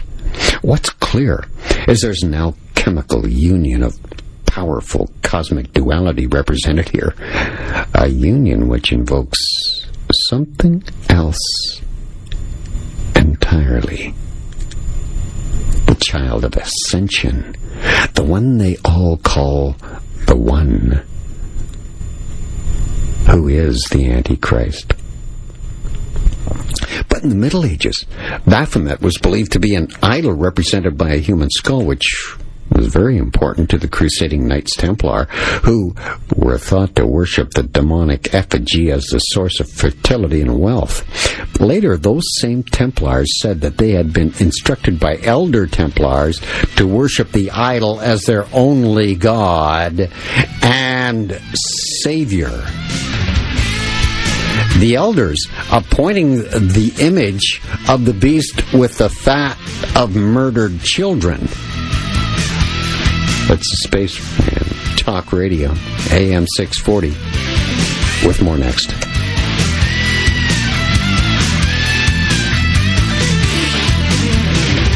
Hello, my name is Debt Free. Actually, it's Doug. I have to tell you, there's no better feeling than living debt-free. Since getting my Nothing Beats Debt-Free solution from Farber, I'm now living debt-free and loving it. To get that great debt-free feeling, contact A. Farber & Partners for your personalized, absolutely nothing beats debt-free solutions. A. Farber & Partners, part of Farber Financial Group, licensed insolvency trustee. Call 1-844-A-FARBER or visit afarber.com. You know design maven Jillian Harris. New flooring, new lighting, new everything. But what about her adventures with hunky fiancé Justin Pizzuto? I can't believe I have a son. The last 5 years have been crazy. Well, W Network is lifting the veil on their picture-perfect life. Oh! I'm just hanging on for dear life right now. Can they manage to have it all? We can't afford it. I'm actually going to have a breakdown. How important is my career? I just want to be a mom. Jillian and Justin, special 4-part series, premieres Wednesday, June 21st at 10 p.m. on W Network. You're listening to A View from Space with the Spaceman, exercising his right to free speech while he still can, on Talk Radio, AM 640 and HD Radio. I'm the guy to call the Spaceman. It's Talk Radio, AM 640. Final segment in tonight's show. Wow. It's really been a trip tonight. But my bottom line is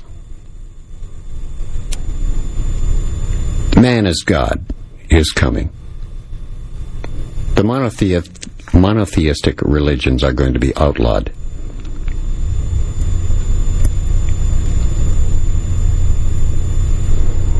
And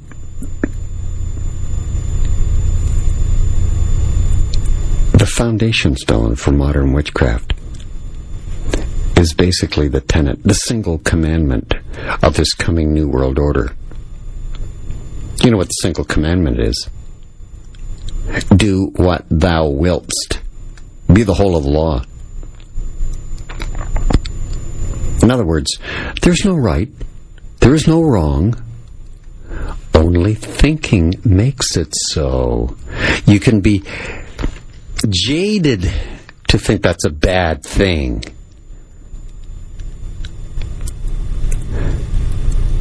So let me put it this way. In this new world order coming, just because they say, for instance, you believe pedophilia is wrong, another may not believe that.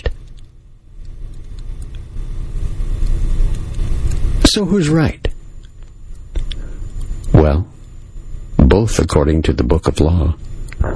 But one person cannot dictate to another what they can or cannot do.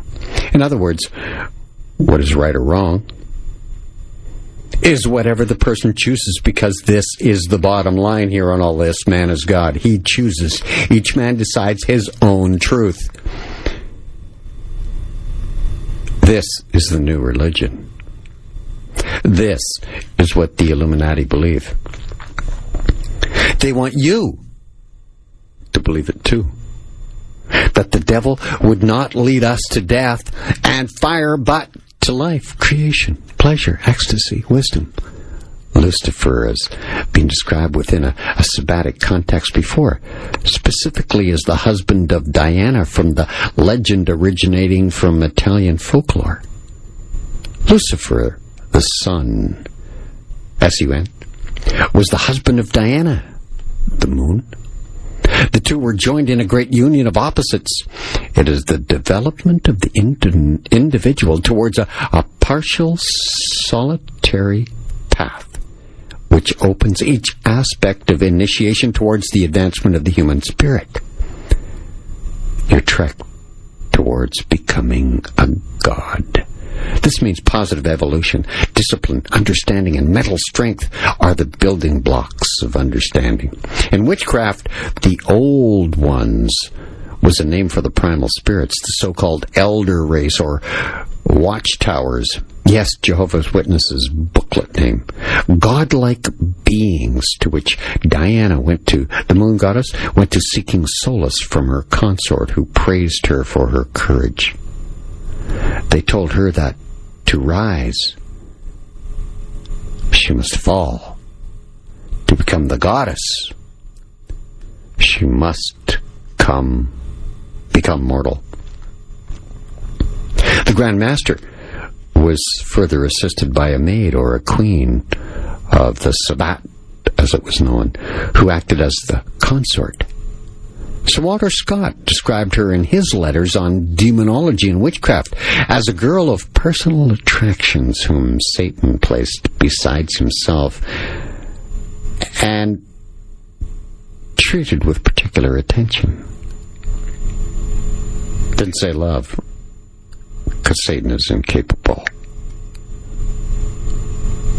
of that. On May 14th, 1607, a Masonic group calling themselves the Virginia Company landed a group of colonists in Jamestown, Virginia, where the first Masonic secret society was set up.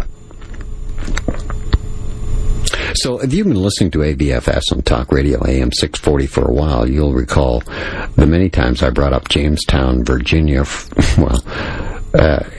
and vicinity, from shows that included the Virginia Tech Massacre, the school shooting that took place April 16, 2007, supposedly by a lone gun, as usual, by Sung Hui Cho,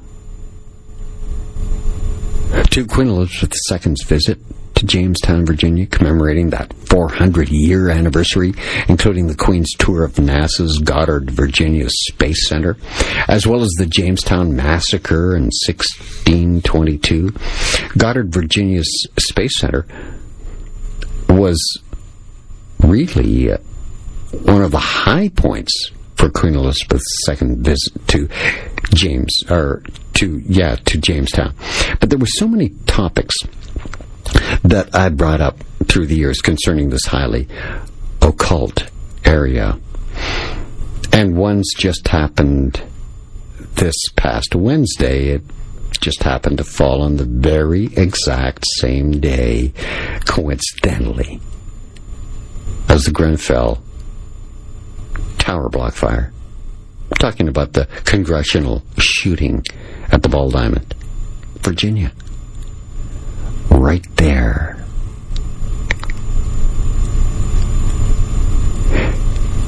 You see, London's Masonic Hall already had their hands in the creation of the United States by 1607.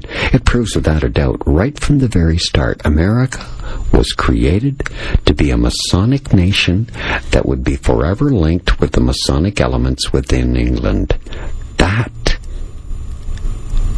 is the special relationship they say England and America share. The lofty ideals of this element of the Anglo conspiracy created by English Freemasons surprisingly came about in part by literary works of Sir Francis Bacon, author of The New Atlantis. He wrote that back in 1627. Bacon is said to have exerted a considerable and beneficial influence on the forming of America. So the understanding being that the Freemasons were actually going to build for themselves this new Atlantis, a powerful utopian society which would be a Masonic light and leader of the world, which America, of course, has been. Now time to morph it into the next empire. In 1627, Francis Bacon's novel, The New Atlantis, was first published. It's the story of a crew of shipwrecked sailors who land upon the shores of a mysterious unknown nation whose people had developed a culture and technology far beyond anything previously known. It was said to be amazingly prophetic. It spoke of buildings a half-mile high, machines that flew through the air, ships that traveled under the water,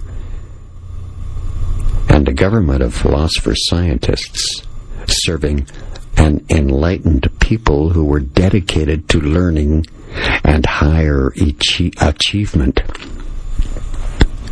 Sound a bit like America to you? The New Atlantis was Bacon's vision for a new golden age, and it became the inspiration for many influential American colonists, including several of Bacon's descendants, who actually settled in Virginia after its publication. Those families, by the way, are very prominent in the world today, and they're known as the Pilgrim Society. Look it up sometime. The names will astound you, because they're still running your world today. Bacon, whom many historians consider to be the future father of modern democracy and founder of America, was an avid student of ancient wisdom, joining many secret societies during his life. Did Sir Francis Bacon. In his youth, in fact, he became a member of the Order of the Helmet. That's a group that worshipped the goddess as Pallas of the Order of the Helmet. Athene is also Pallas, the Greek goddess of truth and wisdom. Another name she goes by is Ishtar, Isis, Semiramis. It's this goddess whose 19.5-foot tall bronze and platinum form now stands today, this moment, this second, atop the Capitol building where they make all the laws in America. Gazing eastward, she is as the Statue of Freedom in Washington, D.C. Sir Francis Bacon eventually became Grand Master of the Rosicrucian Order. His earliest initiations into the mystery awakened him to this new tone of the goddess, and his deep study of ancient wisdom texts had taught him that by stimulating certain areas of the brain, a process of inner growth, refinement, could be activated, giving him what he called second sight, and the ability to perceive other dimensions. Bacon described this state of ageless consciousness as simply all knowledge. This all knowledge was alluded to on the title page of the first edition of his book, The New Atlantis, with a depiction of Father Time escorting a female figure out of the darkness of a cave, coming forth into the light of day. Underneath this engraving was the inscription, "In time, the truth shall be revealed." In his book, Secret Destiny of America, Manly P. Hall wrote this. The New Atlantis was completed but never actually published in its full form because it revealed too much about the future. The final unpublished chapters revealed the entire pattern the secret societies had been working on for thousands of years to achieve the ideal commonwealth in the political world, the one world government. Referred to on AVFS on Talk Radio AM 640 always as simply the Great Work. Okay? These unpublished chapters provided comprehensive detail for the unfolding of a new order of the ages. including a complete timetable for the transitional period leading into the new millennium. They were thought to have revealed a long-range plan, a great plan to restore society to a condition of resonant harmony with their one leader. We're living it out. This has been A View from Space on Talk Radio AM 640. Coast to Coast is next. I'm Space, and I'm out.